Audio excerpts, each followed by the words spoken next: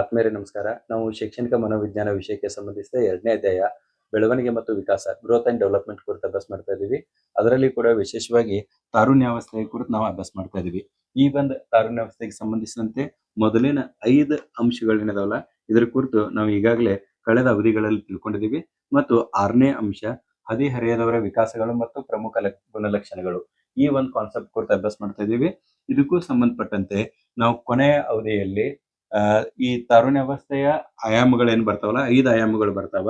ಅದ್ರಾಗ ದೈಹಿಕ ವಿಕಾಸದ ಕುರಿತು ನಾವು ಲಾಸ್ಟ್ ಪೀರಿಯಡ್ ಅಭ್ಯಾಸ ಮಾಡಿದೀವಿ. ಇದು 1ನೇದು. ಇವತ್ತು ನಾವು ಬೌದ್ಧಿಕ ವಿಕಾಸ 2ನೇ ಹಂತ ಬೌದ್ಧಿಕ ವಿಕಾಸ ಮತ್ತು 3ನೇದು ಸಂವೇಗಾತ್ಮಕ ವಿಕಾಸ ಈ 2 ಅಂಶಗಳ ಕುರಿತು ಇವತ್ತಿನ ಅವಧಿಯಲ್ಲಿ ನಾವು ತಿಳ್ಕೊಳ್ಳುವಂತ ಪ್ರಯತ್ನ ಮಾಡೋಣ. ಸೊ ಮೊದಲನೇದು ಬೌದ್ಧಿಕ ವಿಕಾಸ. ಈ ಬೌದ್ಧಿಕ ವಿಕಾಸಕ್ಕೆ ಸಂಬಂಧಿಸಿದಂತೆ ಈ ಹಂತದಲ್ಲಿ ಅಂದ್ರೆ ಈ ತಾರುಣ್ಯಾವಸ್ಥೆಯ ಹಂತ ಎಷ್ಟರಿಂದ ಹೇಳ್ರಿ? ತಾರುಣ್ಯಾವಸ್ಥೆಯ ಹಂತ 13ರಿಂದ 18 ವರ್ಷ. ಈ ಅವಧಿ ಏನದಲ್ಲ, ಈ ಅವಧಿಯ ಮಕ್ಕಳಲ್ಲಿ ಬೌದ್ಧಿಕ ವಿಕಾಸ ಯಾವ ರೂಪಗಳಲ್ಲಿ ಆಗ್ತದ ಅನ್ನೋದು ನೋಡೋದಾದ್ರೆ, ಮೊದಲನೇದು ಸತ್ಯಗಳ ಸಾಮಾನ್ಯೀಕರಣ, ಗ್ರಹಿಕೆ ಮತ್ತು ಅಮೂರ್ತ ಆಲೋಚನಾ ಸಾಮರ್ಥ್ಯ, ಸ್ಮೃತಿ ಮತ್ತು ಸೃಜನಶೀಲತೆಯ ವಿಕಾಸ ಯಾವ ರೀತಿ ಆಗ್ತದ, ಆಮೇಲೆ ವಿಶ್ಲೇಷಣೆ ಮತ್ತು ಚರ್ಚಾ ಸಾಮರ್ಥ್ಯ ಯಾವ ರೀತಿ ಇವರಲ್ಲಿ ಬೆಳೀತದ, ಆಮೇಲೆ ಸಂವಹನ ಮತ್ತು ಸಮಾಜದಲ್ಲಿನ ಪಾತ್ರ ಇವ್ರದ್ದು ಏನಿರ್ತದ, ಸ್ವತಂತ್ರ ನಿರ್ಧಾರ ಕೈಗೊಳ್ಳುವಂತ ಸಾಮರ್ಥ್ಯ ಯಾವ ರೀತಿ ಬೆಳೀತದ, ಮತ್ತು ನೈತಿಕ ಪರಿಕಲ್ಪನೆಗಳ ಬೆಳವಣಿಗೆ ಯಾವ ರೀತಿ ಇಲ್ಲಿ ಆಗ್ತದ ಅನ್ನೋದನ್ನ ನಾವ ಇವತ್ತಿನ ಅವಧಿಯಲ್ಲಿ ನೋಡೋಣ. ಯಾವ್ದಕ್ಕೆ ಸಂಬಂಧಪಟ್ಟಂತೆ ಹೇಳ್ರಿ? ಬೌದ್ಧಿಕ ವಿಕಾಸಕ್ಕೆ ಸಂಬಂಧಪಟ್ಟಂತೆ. ಸೊ ಇಲ್ಲಿ ಇವತ್ತಿನ ಒಂದು ಕಲಿಕಾ ಗುರಿ ಏನದ ಅಂತಂದ್ರೆ, ಮೊದಲನೇದು ನೋಡ್ರಿ, ಬಾಲ್ಯದಲ್ಲಿ ನಮಗೆ ಬೌದ್ಧಿಕ ವಿಕಾಸ ಏನಾಗಿರ್ತದಲ್ಲ, ಅದು ಒಂದ್ ಮನೆ ಕಟ್ಟಬೇಕಾದ್ರೆ ಫೌಂಡೇಶನ್ ಪಿಲ್ಲರ್ಸ್ ಏನಿರ್ತಾವಲ್ಲ ಆ ರೀತಿ ಆಗಿರ್ತದ ಕೇವಲ ಹೇಳ್ತಾ. ಸೊ ಜಸ್ಟ್ ಅಲ್ಲಿ ಏನಾಗಿರ್ತದೆ ಹೇಳ್ರಿ? ಬಾಲ್ಯಾವಸ್ಥೆಯಲ್ಲಿ ಫೌಂಡೇಶನ್ ಆಗಿರ್ತದ. ಈ ಹಂತದಲ್ಲಿ ಸ್ಟ್ರಕ್ಚರ್ ರೆಡಿ ಆಗ್ತದೆ. ಎಲ್ಲಿ ಹೇಳ್ರಿ? ಹದಿಹರೆಯದಲ್ಲಿ ಬಿಲ್ಡಿಂಗ್ ಸ್ಟ್ರಕ್ಚರ್ ರೆಡಿ ಆಗ್ತದೆ. ಈ ಜ್ಞಾನ ಇಲ್ಲಿ ಯೂಸ್ ಆಗ್ತದೆ. ಮತ್ತೆ ಹದಿಹರೆಯದಲ್ಲಿ ಬಂದಂತಹ ಒಂದು ಜ್ಞಾನಾತ್ಮಕದ ಕೌಶಲ್ಯಗಳು ಏನಿರ್ತಾವಲ್ಲ ಅದು ಮುಂದೆ ಹೋಗಿ ವಯಸ್ಕ ಹಂತದಲ್ಲಿ ಒಂದು ಪೂರ್ಣ ಪ್ರಮಾಣದ ಮನೆ ರೆಡಿ ಆಗ್ಬೇಕಾದ್ರೆ ಏನ್ ಬೇಕಲ್ಲ ಆ ಎಲ್ಲಾ ಜ್ಞಾನವನ್ನ ಮುಂದಿನ ಹಂತಕ್ಕೆ ಅದು ಕೊಂಡೊಯ್ತದೆ. ಸೊ ಈ ನಿಟ್ಟಿನಲ್ಲಿ ನಾವು ಹದಿಹರೆಯದವರ ಜ್ಞಾನಾತ್ಮಕ ವಿಕಾಸ ಯಾವ ರೀತಿ ಆಗ್ಯದ ಅನ್ನೋದನ್ನ ನಾವು ನೋಡ್ತಾ ಹೋಗೋಣ. ಸೊ ಇಲ್ಲಿ ಮೊದಲನೇ ಒಂದು ಅಂಶ ಅಂದ್ರೆ ಜ್ಞಾನದ ವೃದ್ಧಿ ಆಗ್ಬೇಕಾದ್ರೆ ಯಾವ ರೀತಿ ಆಗ್ತದಂದ್ರೆ, ಮೊದಲನೇದು 1ನೇ ಅಂಶ ನೀವು ಬರ್ಕೊಳ್ತಾ ಹೋಗ್ರಿ. ತಥ್ಯಗಳ ಸಾಮಾನ್ಯೀಕರಣ. ತಥ್ಯ ಅಂತಂದ್ರೆ ಏನನ್ನೋದು ನಿಮ್ಗೆ ಗೊತ್ತಿರ್ಬೇಕು. ಇಲ್ಲಿ ನೋಡ್ರ, ತಥ್ಯಗಳ ಸಾಮಾನ್ಯೀಕರಣ ಅಂತಂದಾಗ ತಥ್ಯ ಅಂತಂದ್ರೆ ನೈಜ ಸಂಗತಿಗಳು ಅಂತಂದಾಗ ಆ ನೈಜ ಸಂಗತಿಗಳನ್ನ ನೋಡ್ಕೊಂಡು ಅರ್ಥ ಮಾಡ್ಕೊಂಡು ಒಂದು ಸಾಮಾನ್ಯ ನಿಯಮವನ್ನು ರೂಪಿಸೋದೇನದಲ್ಲ ಅದಕ್ಕೆ ತಥ್ಯಗಳ ಸಾಮಾನ್ಯೀಕರಣ ಅಂತ ಹೇಳಿ ಕರಿತೀವಿ. ಇದು ಸರಳತೆಯಿಂದ ಸಂಕೀರ್ಣತೆಯೆಡೆಗೆ ಸಾಗ್ತದೆ. ಸಂಕೀರ್ಣತೆ ಅಂತಂದ್ರೆ ಕಠಿಣ ಕಡೆ, ಸರಳದಿಂದ ಕಠಿಣ ಕಡೆಗೆ ಈ ಒಂದು ಪ್ರೊಸೆಸ್ ಆಗ್ತದೆ. ಉದಾಹರಣೆಗೆ ಬಾಲ್ಯಾವಸ್ಥೆದಾಗ ನಮ್ಮದ ಸಾಮಾನ್ಯೀಕರಣ ಹೆಂಗಿತ್ತಂದ್ರ ಅಂದ್ರೆ ಈ ತಥ್ಯಗಳ ಸಾಮಾನ್ಯೀಕರಣ ಅಂತಂದ್ರ ಕೇವಲ ಅಲ್ಲಿ ಬೌದ್ಧಿಕ ವಿಕಾಸ ಕೇವಲ ಪ್ರತ್ಯಕ್ಷಾನುಭವದ ಮಟ್ಟದಲ್ಲಿ ಇರ್ತದೆ. ವಸ್ತುಗಳನ್ನ ನೋಡೋದು, ಸ್ಪರ್ಶಿಸೋದ್ರ ಮೂಲಕ ಆತರ ಜ್ಞಾನದ ವೃದ್ಧಿ ಆಗ್ತದೆ. ಕೈಯಾಗ ಒಂದು ಬಾಲ್ ಕೊಟ್ಟ ಇದು ಬಾಲ್ ಅಂತ ಹೇಳಿದ್ರ ಉಳಿದೆಲ್ಲಾ ರೌಂಡ್ ಶೇಪ್ದಾಗ ಇರುವಂತದಕ್ಕೆಲ್ಲ ಅದು ಬಾಲ್ ಅನ್ಲಿಕ್ಕೆ ಶುರು ಮಾಡ್ತದೆ. ಈ ರೀತಿ ಅದು ಪ್ರತ್ಯಕ್ಷ ಅನುಭವದ ಮೂಲಕ ಅಷ್ಟೇ ಅದ ಜ್ಞಾನ ಇರ್ತದೆ. ಯಾವ್ದು ಕೇಳ್ರಿ? ಇದು ಬಾಲ್ಯಾವಸ್ಥೆದಲ್ಲಿ ತಿಳಿತಾ. ಆಮೇಲೆ ಅಲ್ಲಿ ಕೇವಲ ಸರಳ ವಸ್ತುಗಳಿಗೆ ಸಂಬಂಧಿಸಿದಂತೆ ಮಾತ್ರ ಸಾಮಾನ್ಯೀಕರಣಗಳು ಬಲ್ಲದ ಆ ಹಂತದಾಗ. ಸರಳ ವಸ್ತುಗಳು ಕಾಂಪ್ಲೆಕ್ಸ್ ಏನಾದ್ರು ಕೊಟ್ರೆ ತಿಳ್ಕೊಡ್, ಕಠಿಣ ವಸ್ತುಗಳು ಏನಾದ್ರು ಇದ್ದು ಅದ್ರ ಬದಲಿ ಅದು ಏನೂ ಹೇಳಂಗಿಲ್ಲ ತಿಳಿತಾ. ಉದಾಹರಣೆಗೆ 4 ಕಾಲು ಇರುವಂತ ಪ್ರಾಣಿಗಳನ್ನ ನಾಯಿ ಅಂತ ಹೇಳಿರ್ತೀರಿ ನೀವು. ಒಂದು ನಾಯಿ ಬಂದಾಗ ಅದ್ ನೋಡ್ಕೊಂಡು ಇದು ಏನಂತ ಕೇಳಿದಾಗ ಇದು ನಾಯಿ, ಅದಕ್ಕೆ 4 ಕಾಲುಗಳದಾವ ಅಂತ ಹೇಳ್ತೀರಿ. ಬಟ್ ಅದ್ರ ಮೈಂಡ್ ಹೆಂಗ್ ಸೆಟ್ ಆಗ್ತದಂದ್ರ ಯಾವಾಗ್ಲೂ 4 ಕಾಲದ ಪ್ರಾಣಿ ನೋಡಿದ್ರೆ ಅದ್ ನಾಯಿ ಅಂತದ. ನೀವು ಪ್ರತಿ ಸಲ ಹೇಳ್ಬೇಕು ಇದು ನಾಯಿ ಅಲ್ಲ, ಇದು ಬೆಕ್ಕ, ಇದು ಎಮ್ಮೆ, ಇದು ಕುದುರೆ, ಇದು ಕತ್ತೆ. ಯಾಕಂದ್ರ ಎಲ್ಲದಕ್ಕೂ 4 ಕಾಲು ಇರ್ತಾವ. ಇಂತ ಒಂದು ಬೌದ್ಧಿಕ ಶಕ್ತಿ ಆಗಿನ ಟೈಮ್ದಾಗ ಬೆಳವಣಿಗೆ ಆಗ್ತಿರ್ತದ. ಅದ್ ಎದರ ಮೂಲಕ ಹೇಳ್ರಿ? ಪ್ರತ್ಯಕ್ಷ ಅನುಭವ. ಕಣ್ಣಿನಿಂದ ನೋಡಿದ ಕೂಡ್ಲೆ ಮತ್ತು ಸ್ಪರ್ಶದ ಮೂಲಕ ಅಲ್ಲಿ 2 ರೀತಿ ಜ್ಞಾನದ ವೃದ್ಧಿ ಆಗ್ತಿರ್ತದ. ಇಲ್ಲಿ ಈ ಹಂತದಾಗ ಹದಿಹರೆಯದವರ ಹಂತದಾಗ ಏನಿತ್ಲ ಇಲ್ಲಿ ಜ್ಞಾನಾತ್ಮಕ ಕೌಶಲ್ಯದ ಬೆಳವಣಿಗೆ ಏನಿತ್ಲ ಇದು ಅತಿ ಹೆಚ್ಚಿರ್ತದ. ಇಲ್ಲಿ ಸಾಮಾನ್ಯಕರಣವು ಪರಿಕಲ್ಪನಾ ಮಟ್ಟದಲ್ಲಿ ಇರ್ತದೆ. ಕನ್ಸೆಪ್ಚುವಲ್ ಲೆವೆಲ್ ಅಂತ ಹೇಳಿ ಕರಿತೇವೆ. ಕಣ್ಣಿಗೆ ಕಾಣದಿದ್ರೂ ಕೂಡ ವಸ್ತುಗಳ ಕುರಿತು ಇಮ್ಯಾಜಿನೇಷನ್ ಮೂಲಕ ತಿಳಿದುಕೊಳ್ಳುವಂತ ಸಾಮರ್ಥ್ಯ ಇಲ್ಲಿ ಬೆಳೀತದ. ಮತ್ತು ಸಂಕೀರ್ಣ ಪರಿಕಲ್ಪನೆಗಳನ್ನ ಕಾಂಪ್ಲೆಕ್ಸ್ ಕಾನ್ಸೆಪ್ಟ್ಸ್ ಏನ್ ಇರ್ತಾವಲ್ಲ ಅದರ ಕುರಿತು ಕೂಡ ಬಹಳಷ್ಟು ಕಠಿಣ ಅಂದ್ರೆ ಕಠಿಣ ಇರಲಿ ಅದರ ಕುರಿತು ಕೂಡ ತಿಳಿದುಕೊಳ್ಳುವಂತ ಸಾಮರ್ಥ್ಯ ಇಲ್ಲಿ ಬೆಳೆದಿರ್ತದ. ಉದಾಹರಣೆಗೆ ಇಲ್ಲಿ ಕೂದಲು ಮತ್ತು ಬಿಸಿ ರಕ್ತವಿರುವ ಪ್ರಾಣಿಗಳ ಸಸ್ತನಿಗಳು ಅಂತ ಹೇಳಿದ್ರೆ ಅದನ್ನ ಅನುಭವದ ಮೂಲಕ ಅವ್ರು ತಿಳ್ಕೊಳ್ಳುವಂತ ಕೆಪಾಸಿಟಿ ಅವ್ರಲ್ಲೇ ಬರ್ತದ ಅಂತ ಹೇಳ್ತಾ. ಸೊ ಇಲ್ಲಿ ಒಂದೇದೇನ್ ಹೇಳ್ರಿ, ತಥ್ಯಗಳ ಸಾಮಾನ್ಯೀಕರಣ, ನೈಜ ಸಂಗತಿಗಳು ಎಷ್ಟ ಕಣ್ಣು ಮುಂದಿರ್ತಾವಲ್ಲ ಅದರ ಕುರಿತು ಒಂದು ಸಾಮಾನ್ಯ ನಿಯಮ ತಯಾರು ಮಾಡುವಂತ ಕೆಪಾಸಿಟಿ ಏನಿದಲ್ಲ ಅದು ಈ ಹಂತದಲ್ಲಿ ಬೆಳೀತದೆ. ಇನ್ನು ಎರಡನೇ ವಿಷಯ ಯಾವ್ದಂದ್ರೆ ಗ್ರಹಿಕೆ ಮತ್ತು ಗ್ರಹಿಕೆ ಮತ್ತು ಅಮೂರ್ತ ಆಲೋಚನಾ ಸಾಮರ್ಥ್ಯ ಅಂದಾಗ. ಗ್ರಹಿಕೆ ಅಂತಂದ್ರೆ ಏನ್ ಹೇಳ್ರಿ, ಒಂದು ವಿಷಯದ ಕುರಿತು ಆಳವಾದ ಜ್ಞಾನ, ಅದರ ಸಮಸ್ಯೆಗಳು ಮತ್ತು ಕಾರಣಗಳ ಕುರಿತು ತಿಳಿದುಕೊಳ್ಳುವಂತಹ ಒಂದು ಸಾಮರ್ಥ್ಯ ಏನಿರ್ತದಲ್ಲ ಅದಕ್ಕೆ ನಾವು ಗ್ರಹಿಕೆ ಅಂತ ಹೇಳಿ ಕರಿತೀವಿ. ತಿಳಿತಾ? ಸೊ ಗ್ರಹಿಕೆ, ಅಮೂರ್ತ ಆಲೋಚನಾ ಸಾಮರ್ಥ್ಯವೂ ಕೂಡ ಈ ಹಂತದಲ್ಲಿ ಬೆಳೀತದ. ಇಲ್ಲಿ ಎಕ್ಸ್ಪ್ಲನೇಷನ್ ಅದ ನೋಡ್ರಿ. ಹದಿಹರೆಯದವರು ಕೇವಲ ಸಮಸ್ಯೆಗಳನ್ನು ನೋಡುವುದಿಲ್ಲ, ಆ ಸಮಸ್ಯೆಗಳ ಹಿಂದಿನ ಕಾರಣಗಳನ್ನು ಹುಡುಕುತ್ತಾರೆ ಮತ್ತು ಕಣ್ಣಿಗೆ ಕಾಣದ ವಿಷಯಗಳ ಬಗ್ಗೆಯೂ ಕೂಡ ಆಲೋಚಿಸುತ್ತಾರೆ. ಕಣ್ಣಿಗೆ ಕಾಣದ ವಿಷಯಗಳ ಕುರಿತು ಆಲೋಚನೆ ಮಾಡೋದಂದ್ರ ಅಮೂರ್ತ ಆಲೋಚನಾ ಸಾಮರ್ಥ್ಯ ತಂದಂಗ. ಬಾಲ್ಯದಲ್ಲಿ ಹಿಂಗ ಈ ಕೆಪಾಸಿಟಿ ಇರಂಗಿಲ್ಲ ನಮ್ಮಲ್ಲಿ. ಯಾವ್ದು ಕಣ್ಣಿಗೆ ಕಾಣ್ತದ ಅದನ್ನಷ್ಟ ವಸ್ತುಗಳು ಇದಾವ ಅಂತ ಹೇಳಿ ತಿಳ್ಕೊಂಡಿರ್ತೇವೆ. ಕಣ್ಣಿಗೆ ಕಾಣದೇ ಇರುವಂತ ವಸ್ತುಗಳು ಅಥವಾ ಸಂಗತಿಗಳು ಏನದಲ್ಲ ಅವು ಇಲ್ಲ ಅಂತ ಹೇಳಿ ತಿಳ್ಕೊಂಡಿರ್ತೇವೆ ನಾವು. ಹೇಳ್ತಾ ಇನ್ನು ಇದರಿಂದಾಗ ಇನ್ನಷ್ಟು ಕ್ಲಿಯರಿಟಿ ಮಾಡ್ಬೇಕಾದ್ರೆ ಈ ಹಂತದಲ್ಲಿ ಕ್ಲಿಷ್ಟಕರ ಸಮಸ್ಯೆಗಳೇನಿರ್ತಾವಲ್ಲ, ಕ್ಲಿಷ್ಟಕರ ಸಮಸ್ಯೆಗಳು, ಕಾಂಪ್ಲೆಕ್ಸ್ ಪ್ರಾಬ್ಲಮ್ಸ್ ಅಂತ ಏನಿರ್ತಾವಲ್ಲ, ಇದನ್ನ ಯಾವ ರೀತಿಯಾದ ಅರ್ಥ ಮಾಡ್ಕೊಳ್ತದ, ತನ್ನಷ್ಟಕ್ಕೆ ತಾನು ಡಿಸಿಷನ್ ಬರ್ತದ ಅನ್ನೋದು ನೋಡೋದೈತೆ ಅಂತ ತಿಳ್ಕೊಡ್ರಿ. ನಂಬರ್ 1, ಇದು ಸಂಬಂಧಗಳ ಗುರುತಿಸುವಿಕೆಯನ್ನು ಮಾಡ್ತದ. ಎರಡು ವಸ್ತುಗಳು ಅಥವಾ ಎರಡು ವಿಷಯಗಳ ಅಂತರ್ ಸಂಬಂಧ ಏನದ ಅನ್ನೋದನ್ನ ಮತ್ತು ಆ ಸಂಬಂಧಗಳಿಂದ ಒಳಿತು ಕೆಡುಕುಗಳ ಅನುಭವವನ್ನು ಕೂಡ ಬಿಡ್ತದೆ. ಫಾರ್ ಎಕ್ಸಾಂಪಲ್ ಒಂದ್ ಸಣ್ಣ ಉದಾಹರಣೆ ಕೊಡ್ತೇನೆ. ಈಗ ಎಕ್ಸಾಮ್ ಇದಾವ, ಮುಂದಿನ ತಿಂಗಳದಾಗ ಎಕ್ಸಾಮ್ ಇದಾವ ಅಂತ ತಿಳ್ಕೊಳ್ರಿ. ಈಗ ನಿಮ್ ಎದುರಿಗೆ ಮೊಬೈಲ್, ಪುಸ್ತಕ ಮತ್ತು ಆಟದ ಸಾಮಗ್ರಿಗಳಿದ್ರೆ ನೀವು ತಿಳ್ಕೊಳ್ತೀರಿ ಪುಸ್ತಕ ಓದಿದ್ರೆ ಎಕ್ಸಾಮ್ದಾಗ ಚಲೋ ಮಾರ್ಕ್ಸ್ ಬರ್ತಾವ, ಮೊಬೈಲ್ ಹಿಡಿದ್ರೆ ಟೈಮ್ ಪಾಸ್ ಆಗ್ತದ, ಆಟ ಆಡಕ್ ಹೋದ್ರೆ ಅಭ್ಯಾಸ ನಿಲ್ತದೆ. ಇದೆಲ್ಲಾನು ಕೂಡ ಒಂದು ಅಥವಾ ಹಲವಾರು ವಸ್ತುಗಳ ನಡುವೆ ಇರುವಂತಹ ಸಂಬಂಧವನ್ನು ಸೂಚಿಸ್ತದೆ. ಗೊತ್ತಾಯ್ತಾ? ಈ ರೀತಿ ಸಂಬಂಧಗಳ ಗುರುತಿಸುವಿಕೆ, ಅಂತರ್ ಸಂಬಂಧವನ್ನು ಗುರುತಿಸುವಿಕೆ ಮಾಡ್ತದೆ. ಎರಡನೇದು ಅಮೂರ್ತ ಚಿಂತನೆ. ಅಬ್ಸ್ಟ್ರಾಕ್ಟ್ ಥಿಂಗ್ಸ್ ಏನಿರ್ತಾವಲ್ಲ ಅದನ್ನ ಏನ್ ಮಾಡ್ತದ, ಚಿಂತನೆ ಮಾಡ್ಲಿಕ್ಕೆ ಶುರು ಮಾಡ್ತದೆ. ಅಬ್ಸ್ಟ್ರಾಕ್ಟ್ ಅಂದ್ರೆ ಕಣ್ಣಿಗೆ ಕಾಣಂಗಿಲ್ಲ, ಬಟ್ ಅವು ಇದಾವ ಅನ್ನೋದು ಗೊತ್ತಾಗ್ತದೆ. ಅಂತವ ಅವು ದಯೆ, ಕರುಣೆ, ದೇಶಭಕ್ತಿ, ಪ್ರಾಮಾಣಿಕತೆ, ಇವೆಲ್ಲ ಕಣ್ಣಿಗೆ ಕಾಣ್ತಾವನ್ನ ಇಲ್ಲ, ಬಟ್ ಅವು ಇದಾವು, ಅವು ಯಾವ ಮೂಲದಾಗ ಇರ್ತಾವು ಅನ್ನೋದನ್ನ ತಿಳ್ಕೊಳ್ಳುವಂತ ಕೆಪಾಸಿಟಿ, ಅಮೂರ್ತ ಕೆಪಾಸಿಟಿ ಇಲ್ಲಿ ಬರ್ತದ. ಅಥವಾ ನೀವು ಯಾವ್ದಾರೆ ಒಂದು ವಿಷಯವನ್ನ ಹೇಳ್ಬೇಕಾದ್ರ ಆ ವಿಷಯಕ್ಕೆ ಸಂಬಂಧಿಸಿದಂತ ಇಮ್ಯಾಜಿನೇಷನ್ ಪಿಕ್ಚರ್ಸ್ ಏನಿರ್ತದಲ್ಲ ಅದು ಹತ್ರ ಮೈಂಡ್ದಾಗ ಓಡ್ತಿರ್ತದ. ಗೊತ್ತಾಯ್ತಾ? ಸೊ ಇದು ಎರಡನೇ ಹಂತದಲ್ಲಿ ಆಗ್ತದೆ. ಇನ್ನು ಮೂರನೇದು ಏನಂತಂದ್ರ ಸಂಜ್ಞೆಗಳ ಬಳಕೆಯನ್ನು ಮಾಡ್ಲಿಕ್ಕೆ ಶುರು ಮಾಡ್ತದೆ.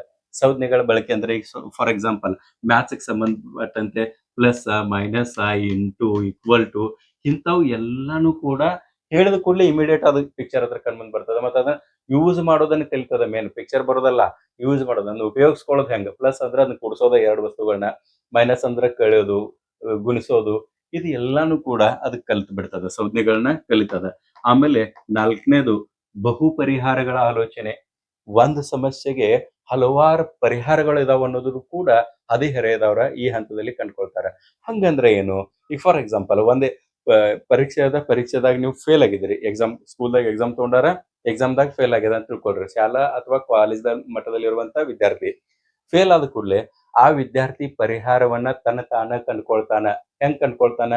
ಒಂದೇದು, ಎಕ್ಸಾಮ್ದಾಗ ಫೇಲ್ ಆಗಿದಾನ, ಸೊ ಟೀಚರ್ಗೆ ಭೇಟಿ ಆಗ್ತಾನೆ, ಮತ್ತೇನ್ ಹೇಳ್ತಾನ, ಸರ್ ನನಗೊಂದ್ ಸ್ವಲ್ಪ ಎಕ್ಸ್ಟ್ರಾ ಕ್ಲಾಸ್ ತಗೊಳ್ರಿ, ನಾ ಫೇಲ್ ಆಗಿದಾನ, ಮುಂದಿನ ಸಲ ಪಾಸ್ ಆಗ್ಬೇಕು. ಒಂದೇ ಪರಿಹಾರ ಆಯ್ತಾ. ಎರಡನೇದು, ತನ್ನ ಸ್ನೇಹಿತರ ಕಡೆಗಿಂದ ಫೇರ್ ಬುಕ್ಸ್ ಇಸ್ಕೊತಾನ, ನೋಟ್ಸ್ ಇಸ್ಕೊಳ್ತಾನ, ಮತ್ತೊಮ್ಮೆ ಮನೆ ಹಾಕೊಂತ ಬರೀತಾನೆ. ಎರಡನೇದಾಯ್ತು.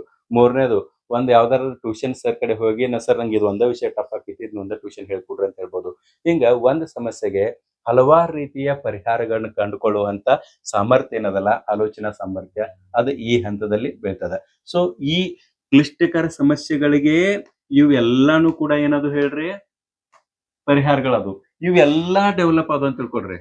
ಅಂದ್ರೆ ಪರಿಹಾರ ಅನ್ನೋಕ್ಕಿಂತನೂ ಇದನ್ನೆಲ್ಲಾನು ಆ ಕೆಲಸ ಮಾಡ್ತಾನ ಅವ್ನು. ಆಮೇಲೆ ಇವೆಲ್ಲಾನು ಡೆವಲಪ್ ಆದ್ರೆ ಏನಾಗ್ತದೆ ಹೇಳ್ರಿ, ಮಾನಸಿಕ ಪರಿಪಕ್ವತೆ, ಮೆಂಟಲ್ ಮೆಚುರಿಟಿ ಏನದಲ್ಲ ಇದು ಆಟೋಮೆಟಿಕ್ ಆಗಿ ಬೆಳೀತದ ಅಂತಂದಂಗೆ ಹೇಳ್ತಾ. ಸೊ ಇದಿಷ್ಟು ಗ್ರಹಿಕೆ ಮತ್ತು ಅಮೂರ್ತ ಆಲೋಚನಾ ಸಾಮರ್ಥ್ಯದ ಕುರಿತು ಮಾಹಿತಿ ಆಯ್ತು. ಇನ್ನು ಮುಂದುವರೆದ ಮೂರನೇ ಒಂದು ಜ್ಞಾನದ ವೃದ್ಧಿ ಯಾವ ರೀತಿ ಆಗ್ತದ ಅಂದ್ರ ಸ್ಮೃತಿ ಅಂತ ಬರ್ಕೊಳ್ರಿ, ಅಥವಾ ಜ್ಞಾಪಕ ಶಕ್ತಿ ಅಂತ ಹೇಳಿ ಬರ್ಕೊಂಡ್ರು ನಡೀತದ. ತಿಳ್ತಾ?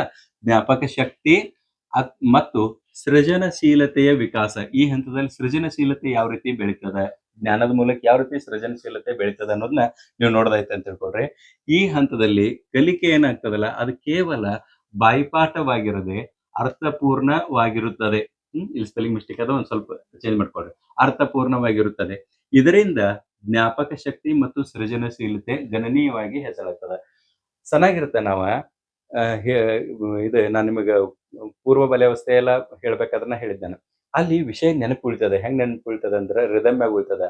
ಅದ ಅಂಗನವಾಡಿಗೆ ಮತ್ತು LKG UKG ಹೋದಾಗ ಅಲ್ಲಿ ಏನ್ ಹಾಡುಗಳನ್ನ ಹೇಳಿರ್ತಾರಲ್ಲ, ಆ ಹಾಡುಗಳ ಅರ್ಥ ಗೊತ್ತಿರಂಗಿಲ್ಲ.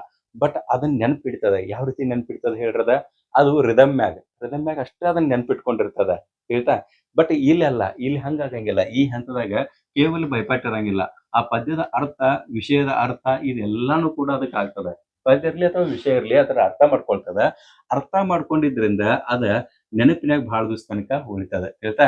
ಹಿಂಗ್ ನೆನಪಿನಾಗ ಬಹಳ ದಿವಸ ತನಕ ಉಳಿದಿದ್ದ ವಿಷಯ ಏನಿರ್ತದಲ್ಲ, ಅದು ನಮ್ಮಲ್ಲಿ ಸೃಜನಶೀಲತೆಯನ್ನ ಹೆಚ್ಚಿಸ್ಲಿಕ್ಕೆ ಕಾರಣ ಆಗ್ತದೆ. ಉದಾಹರಣೆಗೆ ಇಲ್ಲಿ ಹೇಳ್ತೇನೆ ನೋಡ್ರಿ.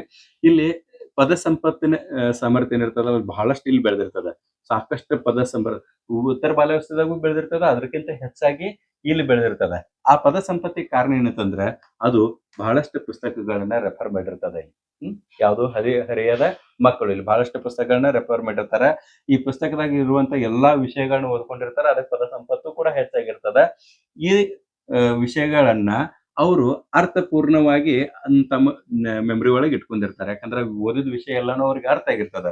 ಅರ್ಥ ಆಗಿದ್ರಿಂದ ಅದೇನಾಗ್ತದೆ ಹೇಳ್ರಿ, ದೀರ್ಘಕಾಲೀನ ಸ್ಮೃತಿ ಒಳಗ ಅದು ಸೇರ್ತದ. ಲಾಂಗ್ ಟರ್ಮ್ ಮೆಮರಿ ಅಂತ ಹೇಳಿ ಕರಿತೇವ ನಾವು. ಅದು ಯಾವ ವಿಷಯ ನಮಗ ಅರ್ಥ ಆಗ್ತದಲ್ಲ ಅದು ಬಹಳ ದಿವಸ ತನಕ ನೆನಪಿಡ್ತದ. ಯಾವ ವಿಷಯ ಅರ್ಥ ಆಗಿರಂಗಿಲ್ಲಲ್ಲ ಅದ ಕ್ಷಣಿಕ ಇರ್ತದ. ಅಲ್ಪ ಕಾಲದಲ್ಲಿ ಅದ ಮರ್ತು ಹೋಗ್ಬಿಡ್ತೇವೆ, ತಿಳಿತಾ. ಸೊ ದೀರ್ಘಕಾಲದ ಸ್ಮೃತಿ ಏನಿರ್ತದಲ್ಲ, ಈ ದೀರ್ಘಕಾಲ ಸ್ಮೃತಿ ಒಳಗ ಆ ವಿಷಯಗಳು ಇರೋದ್ರಿಂದ ಯಾವಾಗ್ಲೂ ಆ ವಿಷಯಕ್ಕೆ ಸಂಬಂಧಪಟ್ಟಂತ ಒಂದು ವರ್ಕ್ ಬಂತಂತ ತಿಳ್ಕೊಳ್ರಿ, ಆ ವರ್ಕ್ ಅನ್ನ ಅತಿ ಚೆನ್ನಾಗಿ ನಿಭಾಯಿಸುವಂತ ಸಾಮರ್ಥ್ಯ ಬೀಳ್ತದ, ಕ್ರಿಯೇಟಿವಿಟಿ ಬೀಳ್ತದ, ಕಲ್ಪನಾ ಶಕ್ತಿ ಬೀಳ್ತದ. ಸೊ ಇಲ್ಲಿ ಮುಂದಿನ ಹಂತದಾಗ ಈ ಕೆಲಸ ಆಗ್ತದ, ಕಲ್ಪನಾ ಸಾಮರ್ಥ್ಯ ಮತ್ತು ಸೃಜನಶೀಲತೆ, ತಿಳಿತಾ. ಇವು ಎರಡೂ ಕೂಡ ಡೆವಲಪ್ ಆಗಕ್ಕೆ ಕಾರಣ ಏನಂತ ಹೇಳ್ರಿ, ಒಂದು ದೀರ್ಘಕಾಲದ ನೆನಪಿರಬೇಕು ಮತ್ತ ವಿಷಯವನ್ನ ಚೆನ್ನಾಗಿ ಅರ್ಥ ಮಾಡ್ಕೊಂಡಿರ್ಬೇಕು. ಫಾರ್ ಎಕ್ಸಾಂಪಲ್ ನಾ ಹೇಳ್ತೇನೆ, ಸಾಕಷ್ಟು ಈಗ ನೋಡ್ರಿ ನಿಮಗೆ ಪದ ಸಂಪತ್ತಿನ ಹೆಚ್ಚಳದ, ಪುಸ್ತಕ ಓದಿದಿರಿ, ಅರ್ಥಪೂರ್ಣವಾಗಿ ಅದನ್ನ ಅರ್ಥ ಮಾಡ್ಕೊಂಡಿದ್ದೀರಿ. ಆಮೇಲೆ ಕಲಿಕಾ ನಿಮ್ ದೀರ್ಘಕಾಲದ ಸ್ಮೃತಿ ಒಳಗ ಆ ಓದಿದ ವಿಷಯ ಅದ. ಇನ್ ಅದಕ್ಕೆ ರಿಲೇಟೆಡ್ ನಿಮಗ್ ಒಂದು ವರ್ಕ್ ಬರ್ತದೆ. ಏನಂತಂದ್ರ ಒಂದು ಎಕ್ಸಾಂಪಲ್ ಹೇಳ್ತಾನೆ. ಸ್ಕೂಲ್ದಾಗ ಒಂದು ವಿಜ್ಞಾನ ಅಥವಾ ಕಲಾ ಪ್ರದರ್ಶನವನ್ನು ಏರ್ಪಡಿಸಿದಾರ ಅಂತ ತಿಳ್ಕೊಳ್ರಿ. ಸೈನ್ಸ್ ಅಥವಾ ಆರ್ಟ್ಸ್ ಎಕ್ಸಿಬಿಷನ್ ಅನ್ನ ಕಂಡಕ್ಟ್ ಮಾಡಿದಾರ. ಆ ಟೈಮ್ದಾಗ ನಿಮಗೊಂದು ವಸ್ತುವನ್ನು ಮಾಡಂತ ಹೇಳಿದಾಗ ನೀವು ಓದಿರುವಂತ ವಿಷಯಕ್ಕೆ ಅನುಗುಣವಾಗಿ ಯಾವ್ದು ಅಲ್ಲಿ ಬಂದಿರ್ತದಲ್ಲ ಎಕ್ಸಿಬಿಷನ್ದಾಗ ಸಬ್ಜೆಕ್ಟ್, ಅದ್ರ ಕುರಿತು ನೀವು ಅದನ್ನ ಡೆವಲಪ್ ಮಾಡ್ತೀರಿ. ಇನ್ ಇದು ಹೆಂಗ್ ಡೆವಲಪ್ ಮಾಡೋದು ಅನ್ನೋದು ಇದನ್ನ ಹೇಳುವಾಗ ಲಾಸ್ಟ್ ಒಂದು ಲೈವ್ ಎಕ್ಸಾಂಪಲ್ ತಗೊಂಡು ನಾನು ನಿಮಗೆ ಹೇಳ್ತಾನೆ ಏನ್ ಮಾಡಕ್ ಸಾಧ್ಯ ಅದ ಸ್ಕೂಲ್ನಾಗ ಅನ್ನೋದು. ಓಕೆ, ಇನ್ನ ಎಷ್ಟನೇದಾಗಿತ್ತು ಈಗ ಲಾಸ್ಟ್ ಪಾಯಿಂಟ್, ಮೂರನೇದಾಗಿತ್ತು. ಇನ್ ನಾಲ್ಕನೇದು ನೋಡ್ರಿ. ನಾಲ್ಕನೇದು ವಿಶ್ಲೇಷಣೆ ಮತ್ತು ಚರ್ಚಾ ಸಾಮರ್ಥ್ಯ ಈ ಏಜ್ ದಲ್ಲಿ ಯಾವ ರೀತಿ ಡೆವಲಪ್ ಆಗ್ತದೆ. ವಿಶ್ಲೇಷಣೆ, ಒಂದು ವಿಷಯದ ಕುರಿತು ವಿಶ್ಲೇಷಣೆ ಮಾಡೋದು ಮತ್ತು ಅದೇ ವಿಷಯದ ಕುರಿತು ಚರ್ಚೆ ಮಾಡೋದು ಏನದಲ್ಲ, ಆ ಒಂದು ಬೌದ್ಧಿಕ ಸಾಮರ್ಥ್ಯ ಹೆಂಗ್ ಡೆವಲಪ್ ಆಗ್ತದೆ ಅಂದ್ರೆ ಈ ಹಂತದಲ್ಲಿ ಮೊದಲನೇದು ಪಾಯಿಂಟ್ ನಂಬರ್ 1 ಇಲ್ಲಿ ಬರ್ಕೊಳ್ರಿ. ಒಂದನೇದೇನ್ ಹೇಳ್ರಿ, ಸ್ವಂತ ಸಮಸ್ಯೆಗಳನ್ನು ವಿಶ್ಲೇಷಿಸಿ ಬಿಡಿಸಿಕೊಳ್ಳುವ ಸಾಮರ್ಥ್ಯ ಈ ಹಂತದಲ್ಲಿ ಡೆವಲಪ್ ಆಗ್ತದೆ. Analyse and solve personal problems, ತಿಳಿತಾ. ಸ್ವಂತ ಸಮಸ್ಯೆಗಳು, ಈಗಾಗಲೇ ನಾನು ನಿಮ್ಗೆ ಹೇಳಿಲ್ಲ, ಒಂದು ಎಕ್ಸಾಂಪಲ್ ಹೇಳಿದೆ ನಾನು. ಒಬ್ಬ ವಿದ್ಯಾರ್ಥಿ ಫೇಲ್ ಆದಂತ ತಿಳ್ಕೊಳ್ರಿ, ಅವ ಯಾವ್ಯಾವ ಮಾರ್ಕ್ಗಳನ್ನ ಹುಡ್ಕೋತಾನ. ಹಂಗ ಕೇವಲ ಅದು ಫೇಲ್ ಆಗಿತ್ತು ಅಷ್ಟೇ ಅಲ್ಲ, ಜೀವನದ ಅನೇಕ ಘಟನೆಗಳು ತನ್ನ ಜೊತೆಗೆ ನೆಗೆಟಿವ್ ಆಯ್ತು ಅಂತ ತಿಳ್ಕೊಂಡ್ರೆ ಅದನ್ನ ಪಾಸಿಟಿವ್ ರೂಪದಾಗ ಹೆಂಗೆ ತರೋದು ಅನ್ನೋದ್ರ ಕುರಿತ ಸ್ವಂತ ಸಮಸ್ಯೆಗಳನ್ನು ವಿಶ್ಲೇಷಿಸಿ ಬಿಡಿಸಿಕೊಳ್ಳುವ ಸಾಮರ್ಥ್ಯವನ್ನ ಡೆವಲಪ್ ಮಾಡ್ಕೋತಾನೆ. ಎರಡನೇ ಒಂದು ಇದು ಪಾಯಿಂಟ್ ಯಾವ್ದಂದ್ರೆ, ಕೇವಲ ವೈಯಕ್ತಿಕವಲ್ಲದೆ ರಾಷ್ಟ್ರೀಯ ಹಾಗೂ ಅಂತಾರಾಷ್ಟ್ರೀಯ ಸಮಸ್ಯೆಗಳ ಬಗ್ಗೆಯೂ ಕೂಡ ಆತ ಗಂಭೀರವಾಗಿ ಚರ್ಚೆ ಮಾಡ್ತಾನೆ. ಈ ಏಜ್ನಾಗ ಏನ್ ರಾಷ್ಟ್ರೀಯ ಮತ್ತು ಅಂತಾರಾಷ್ಟ್ರೀಯ ಬದಲಿ ಚರ್ಚೆ ಮಾಡವ ಅಂತ ಹೇಳಿ ತಾವು ತಿಳ್ಕೊಬಹುದು. ಏನ್ ಮಾಡ್ತಂದ್ರೆ ಸ್ಕೂಲ ಕಾಲೇಜ್ನಾಗ ಏನ್ ಮಾಡ್ತಾರೆ, ಈ ಹಂತದಾಗ ಡಿಬೇಟ್ ಕಾಂಪಿಟೇಷನ್ ಎಲ್ಲ ಇಟ್ಟಿರ್ತಾರೆ, ಭಾಷಣ ಸ್ಪರ್ಧೆಗಳನ್ನ ಇಟ್ಟಿರ್ತಾರೆ. ಆವಾಗ ಆ ವಿಷಯಕ್ಕೆ ಸಂಬಂಧಪಟ್ಟ ರಾಷ್ಟ್ರೀಯ ಮತ್ತು ಅಂತಾರಾಷ್ಟ್ರೀಯ ವಿಷಯಕ್ಕೆ ಸಂಬಂಧಿಸಿದಂತ ವಿಷಯವನ್ನು ಕಲೆಕ್ಟ್ ಮಾಡ್ತಾನೆ ಮತ್ತು ಅದನ್ನ ಪ್ರೆಸೆಂಟ್ ಮಾಡುವಂತ ಸ್ಕಿಲ್ ಅನ್ನು ಡೆವಲಪ್ ಮಾಡ್ಕೊತಾನೆ. ಯಾವಾಗ ಅದನ್ನ ಕಲೆಕ್ಟ್ ಮಾಡಿ ಓದಿರ್ತಾನಲ್ಲ, ಅವಾಗ ನೈಜವಾಗಿ ಆ ವಿಷಯದ ಕುರಿತು ಅವನಿಗೂ ಕೂಡ ಅನುಭವ ಇರ್ತದೆ. ತನ್ನ ಸ್ನೇಹಿತರ ಜೊತೆಗೆ, ಹಿರಿಯರ ಜೊತೆಗೆ, ಸರ್ ಜೊತೆಗೆ ಚರ್ಚೆ ಮಾಡಿ ಅದನ್ನ ಅತಿ ಒಳ್ಳೆ ರೀತಿಯಲ್ಲಿ ಪ್ರೆಸೆಂಟ್ ಮಾಡುವಂತಹ ಒಂದು ಸಾಮರ್ಥ್ಯವನ್ನೇ ಬಂದಿರ್ತದೆ. ಸೊ ಸಮಸ್ಯೆಗಳ ಬಗ್ಗೆ ಗಂಭೀರ ಚರ್ಚೆ, ಅದನ್ನ ಏನ ಪ್ರೆಸೆಂಟ್ ಮಾಡೋಕ್ಕಿಂತ ಮುಂಚೆ ತನ್ನ ಗುರುಗಳ ಜೊತೆಗೆ ಅದನ್ನ ಚರ್ಚೆ ಮಾಡ್ತಿರ್ತಾನಲ್ಲ, ಸರ್ ಇದೇ ಯಾಕೆ ಹಿಂಗಾಯ್ತು, ಯಾಕೆ ಹಿಂಗಾಯ್ತು, ಇಂಥ ಪ್ರಶ್ನೆಗಳು ಬಹಳಷ್ಟು ಕೇಳಿ ಕೇಳಿ ಆ ವಿಷಯದ ಬದ್ಲಿ ಅಪಾರವಾದ ಜ್ಞಾನವನ್ನು ಹೊಂದಿರ್ತಾನ. ಇನ್ನು ಮೂರನೇದು ಏನತ್ತಂದ್ರೆ, ಸ್ನೇಹಿತರೊಡನೆ ಮುಕ್ತವಾಗಿ ಚರ್ಚಿಸಲು ಬಯಸುವನು ಹದಿಹರೆಯದ ಸಹಜೀವನ. ಅಂದ್ರೆ ಈ ಏಜ್ನಾಗ ತನ್ನ ಫ್ರೆಂಡ್ಸ್ ಸರ್ಕಲ್ ಏನಿರ್ತದಲ್ಲ ಅವ್ರ ಜೊತೆಗೆ ವಿಷಯಗಳನ್ನ ಚರ್ಚೆ ಮಾಡೋದು ಒಂದು ಸಹಜೀವನ. ಅಂದ್ರೆ ರಾಷ್ಟ್ರೀಯ ಮತ್ತು ಅಂತಾರಾಷ್ಟ್ರೀಯ ಮಟ್ಟದಂತಲ್ಲ, ತನಗ್ ಬೇಕಾದಂತ ವಿಷಯವನ್ನ ಫ್ರೆಂಡ್ಸ್ ಜೊತೆಗೆ ಹಂಚ್ಕೊಳ್ಳೋದೇನಿರ್ತದಲ್ಲ ಅದು ಈ ಹಂತದಾಗ ಬಹಳಷ್ಟು ಹೆಚ್ಚಿರ್ತದೆ. ಅದರ ಸಲುವಾಗಿ ಅವ್ರು ಏನ್ ಮಾಡ್ತಾರೆ ಹೇಳ್ರಿ, ಹೆಚ್ಚೆಚ್ಚು ರಸ್ತೆಗಳಲ್ಲಿ ಮತ್ತು ಕಾಫಿ ಬಾರ್ಗಳಲ್ಲಿ ಅಂದ್ರೆ ಚಹಾದ ಅಂಗಡಿಗಳಲ್ಲಿ ತಮಗೆ ಇಷ್ಟವಾದ ವಿಷಯಗಳ ಬಗ್ಗೆ ಗಂಟೆಗಟ್ಟಲೆ ಚರ್ಚೆ ಮಾಡ್ತಾರೆ. ಅದೇನೋ ಯೂಸ್ ಆಗ್ತದೋ ಇದು ಯೂಸ್ಫುಲ್ ಇರ್ತದೋ ಅಥವಾ ಯೂಸ್ಲೆಸ್ ಇರ್ತದೋ ಗೊತ್ತಿಲ್ಲ.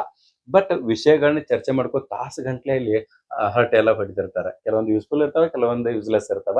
ಬಟ್ ಚರ್ಚೆ ಮಾತ್ರ ಮಾಡೇ ಮಾಡ್ತಾರ ತಂದಂಗೆ. ಇನ್ನು ನೆಕ್ಸ್ಟ್ ನೋಡ್ರಿ, ಐದನೇದು ಒಂದು ಪಾಯಿಂಟ್ ಯಾವ್ದತ್ತಂದ್ರೆ ಸಂವಹನ ಮತ್ತು ಸಮಾಜದಲ್ಲಿನ ಪಾತ್ರ. ಅಂದ್ರ ಇಲ್ಲಿ ಮಾತುಗಾರಿಕೆ ಯಾವ ರೀತಿ ಬೆಳ್ತದ, ಸಂವಹನ ಕೌಶಲ್ಯ ಯಾವ ರೀತಿ ಬೆಳ್ತದ ಮತ್ತು ಅದು ಸಮಾಜದಾಗ ತನ್ನ ಪಾತ್ರವನ್ನು ಯಾವ ರೀತಿ ಡೆವಲಪ್ ಮಾಡ್ತದ ಅನ್ನೋದನ್ನ ಇಲ್ಲಿ ನೋಡ್ರಿ. ಯಾವ ಸಂದರ್ಭದಲ್ಲಿ ಅಂದ್ರೆ ಸಂವಹನ ಮತ್ತು ಸಮಾಜದಲ್ಲಿ ಪಾತ್ರ ಅಂದ್ರ ಯಾವ ಸಂದರ್ಭದಲ್ಲಿ ಯಾರೊಂದಿಗೆ ಹೇಗೆ ಮಾತನಾಡಬೇಕು ಎಂಬ ಸೂಕ್ಷ್ಮ ಜ್ಞಾನ ಬೆಳೆಯುತ್ತದೆ ಮತ್ತು ಸಮಾಜದಲ್ಲಿ ತಮ್ಮದೇ ಆದ ಸ್ಥಾನವನ್ನು ಕಂಡುಕೊಳ್ಳುತ್ತಾರೆ ಈ ಹಂತದಾಗ. ತಿಳಿತಾ? ಅಂದ್ರ ಸಂದರ್ಭೋಚಿತ, ಇಲ್ಲೊಂದ್ ಸ್ವಲ್ಪ ಸ್ಪೆಲ್ಲಿಂಗ್ ಮಿಸ್ಟೇಕ್ ಅದ, ಇದ್ ಮಾಡ್ಕೊಡ್ರಿ. ಸಂದರ್ಭೋಚಿತ ಸಂವಹನ ತಂದಂಗ ಕಂಟೆಕ್ಚುವಲ್ ಕಮ್ಯುನಿಕೇಶನ್ ಅಂತ ಹೇಳಿ. ಕಂಟೆಕ್ಚುವಲ್ ಕಮ್ಯುನಿಕೇಶನ್ ಸಂದರ್ಭ ಅನುಸಾರವಾಗಿ ಎಲ್ಲಿ ಮಾತಾಡ್ಬೇಕು, ಹೆಂಗ್ ಮಾತಾಡ್ಬೇಕು ಅನ್ನೋದು ಏನ್ ಜ್ಞಾನ ಅದಲ್ಲ, ಅದಕ್ಕೆ ನಾವ್ ಏನ್ ಕರಿತೀವ್ರಿ ಸಂವಹನ. ಸಂವಹನ ಅಂದ್ರೆ ಬರೇ ಮಾತಾಡೋದಲ್ಲ, ಮಾತಿನ ಅವಶ್ಯಕತೆ ಎಲ್ಲದ, ಯಾವಾಗ ಅದ, ಹೆಂಗದ, ಇದನ್ನೆಲ್ಲ ತಿಳ್ಕೊಂಡು ಮಾತಾಡೋದಲ್ಲ, ಅದಕ್ಕೆ ಸಂವಹನ ಅಂತ ಹೇಳಿ ಕರಿತೀವಿ. ಫಾರ್ ಎಕ್ಸಾಂಪಲ್ ಈಗ ಒಂದೇದ್ ನೋಡ್ರಿ, ಯಾವ್ದ ಒಂದೇದು, ಮನೆಯೊಳಗೆ ಏನ್ ಮಾಡ್ತೀವಿ ನಾವ, ಹಿರಿಯರೊಡನೆ ಗೌರವಯುತ ಸಂವಹನವನ್ನು ನಡೆಸ್ತೇವೆ, ಗೌರವಯುತವಾಗಿ ಅವ್ರ ಜೊತೆಗೆ ಮಾತಾಡ್ತೇವೆ, ಒಂದೇದಾಯ್ತು. ಇನ್ನು ಎರಡನೇದು, ಶಾಲೆಯೊಳಗೆ ಬಂದ್ರ ಸ್ಕೂಲ್ದಾಗ ಶಿಕ್ಷಕರೊಡನೆ ಶೈಕ್ಷಣಿಕ ಮತ್ತು ಶಿಸ್ತಿನ ಸಂವಹನ ಇರ್ತದ. ಅಲ್ಲಿ ಅಗ್ರಿ ಡಿಸಿಪ್ಲಿನ್ಡ್ ಕಮ್ಯುನಿಕೇಶನ್ ಸ್ಕೂಲ್ದಾಗ ಇರ್ತದ. ಮನೆಯೊಳಗಿದ್ದಂಗ ಸ್ಕೂಲ್ದಾಗ ಇರಂಗಿಲ್ಲ, ಸ್ಕೂಲ್ದಾಗ ಇದ್ದಂಗ ಮನೆಯೊಳಗೆ ಇರಂಗಿಲ್ಲ. ಇದು ಎರಡನೇ ಪಾಯಿಂಟ್. ಇನ್ನ ಮೂರನೇ ಪಾಯಿಂಟ್, ಥರ್ಡ್ ಪಾಯಿಂಟ್, ಸಮಾಜ. ಸಮಾಜ ಅಂತಂದ್ರೆ ನೀವು ಫ್ರೆಂಡ್ ಸರ್ಕಲ್ ತಿಳ್ಕೊಡ್ರಿ, ಹೊರಗಿನ ವ್ಯಕ್ತಿಗಳನ್ನ ತಿಳ್ಕೊಡ್ರಿ. ಅಲ್ಲಿ ಸೊಸೈಟಿ ಮತ್ತು ಫ್ರೆಂಡ್ಸ್ ಅಂತಂದಂಗ. ಇಲ್ಲಿ ಮುಕ್ತ ಅನೌಪಚಾರಿಕ, ಅಗ್ರಿ ಫ್ರೀ ಆಗಿ ಮಾತಾಡ್ತೀರ, ಔಪಚಾರಿಕವಾಗಿ ಏನಿಲ್ಲ, ಅಗ್ರಿ ಆರಾಮಾಗಿ ಮಾತಾಡ್ತೀರಿ. ಸ್ಕೂಲ್ದಾಗೆಲ್ಲ ಮಾತಾಡ್ಬೇಕಾದ್ರೆ ಅನೌಪಚಾರಿಕ ಇರಂಗಿಲ್ಲ, ಅಲ್ಲಿ ಔಪಚಾರಿಕ ಇರ್ತದ. ಇಲ್ಲಿ ಅನೌಪಚಾರಿಕ ಮತ್ತು ವಿಶ್ಲೇಷಣಾತ್ಮಕ ಸಂವಹನ ಬಹಳಷ್ಟು ಸುದೀರ್ಘವಾಗಿ ಇಲ್ಲಿ ಚರ್ಚೆ ಮಾಡ್ತಾರೆ. ನಾ ಹೇಳಿಲ್ಲ, ಕಾಫಿ ಟೀ ಅಂಗಡಿ ಒಳಗೆಲ್ಲಾನು ಕೂಡ ನೀವು ತಾಸು ಗಂಟ್ಲೆ ಹರಟೆ ಹೊಡ್ಕೊತ ಕೂಡ್ತೀರಿ ಅಂತ ತಿಳ್ಕೊಂಡ. ಸೊ ಈ ರೀತಿ ಮೂರು ಏನ್ ಹಂತಗಳದಾವಲ್ಲ, ಇದು ಸಮಾಜದಲ್ಲಿನ ತಮ್ಮ ಪಾತ್ರವನ್ನ ಬೆಳೆಸ್ಕೊಳ್ಳಿಕ್ಕೆ ಮತ್ತು ಉಳಿಸ್ಕೊಳ್ಳಿಕ್ಕೆ ಸಹಾಯ ಆಗ್ತದೆ ಅಂತಂದಾಗ. ಓಕೆ, ಇನ್ನ ನೆಕ್ಸ್ಟ್ ಏನತ್ತಂದ್ರ ಆರನೇದು, ಸ್ವತಂತ್ರ ನಿರ್ಧಾರ. ಈ ಸ್ವತಂತ್ರ ನಿರ್ಧಾರ ತೆಗೆದುಕೊಳ್ಳೋದಲ್ಲ, ಈ ಜ್ಞಾನವು ಕೂಡ ಈ ಹಂತದಲ್ಲಿ ಡೆವಲಪ್ ಆಗ್ತದೆ. ಬಟ್ ಇಲ್ಲಿ ಒಂದ್ ಅಬ್ಸರ್ವ್ ಮಾಡ್ರಿ, ಈ ಸ್ವತಂತ್ರ ನಿರ್ಧಾರ ಅದಲ್ಲ, ಇದು ಯಾವಾಗ ತೆಗೆದುಕೊಳ್ತೇವೆ ಅಂದ್ರ ಆದರ್ಶ ಮತ್ತು ವಾಸ್ತವಿಕತೆಯ ನಡುವೆ.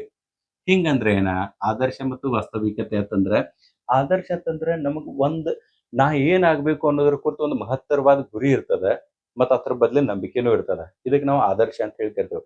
ಈಗ ನಿಮಗೂ ಕೂಡ IAS ಆಫೀಸರ್ ಆಗ್ಬೇಕು ಅನ್ನೋದು ಒಂದು ಟಾರ್ಗೆಟ್ ಐತೆ ಅಂತ ತಿಳ್ಕೊಳ್ರಿ. ಆಕ್ಚುಲಿ ನಿಮ್ಗೆ ಈಗ ಇರೋದು ಟೀಚರ್ ಆಗ್ಬೇಕು ಅನ್ನೋದದ, ಬಟ್ ಈ ಮೊದಲು ಇತ್ತು ಅಂತ ತಿಳ್ಕೊಳ್ರಿ. ನೀವು ಏನ್ ಹೇಳ್ರಿ, IAS ಆಫೀಸರ್ ಆಗ್ಬೇಕು ಅನ್ನೋದು ನಿಮಗೆ ಒಂದು ಆದರ್ಶ ಅದ.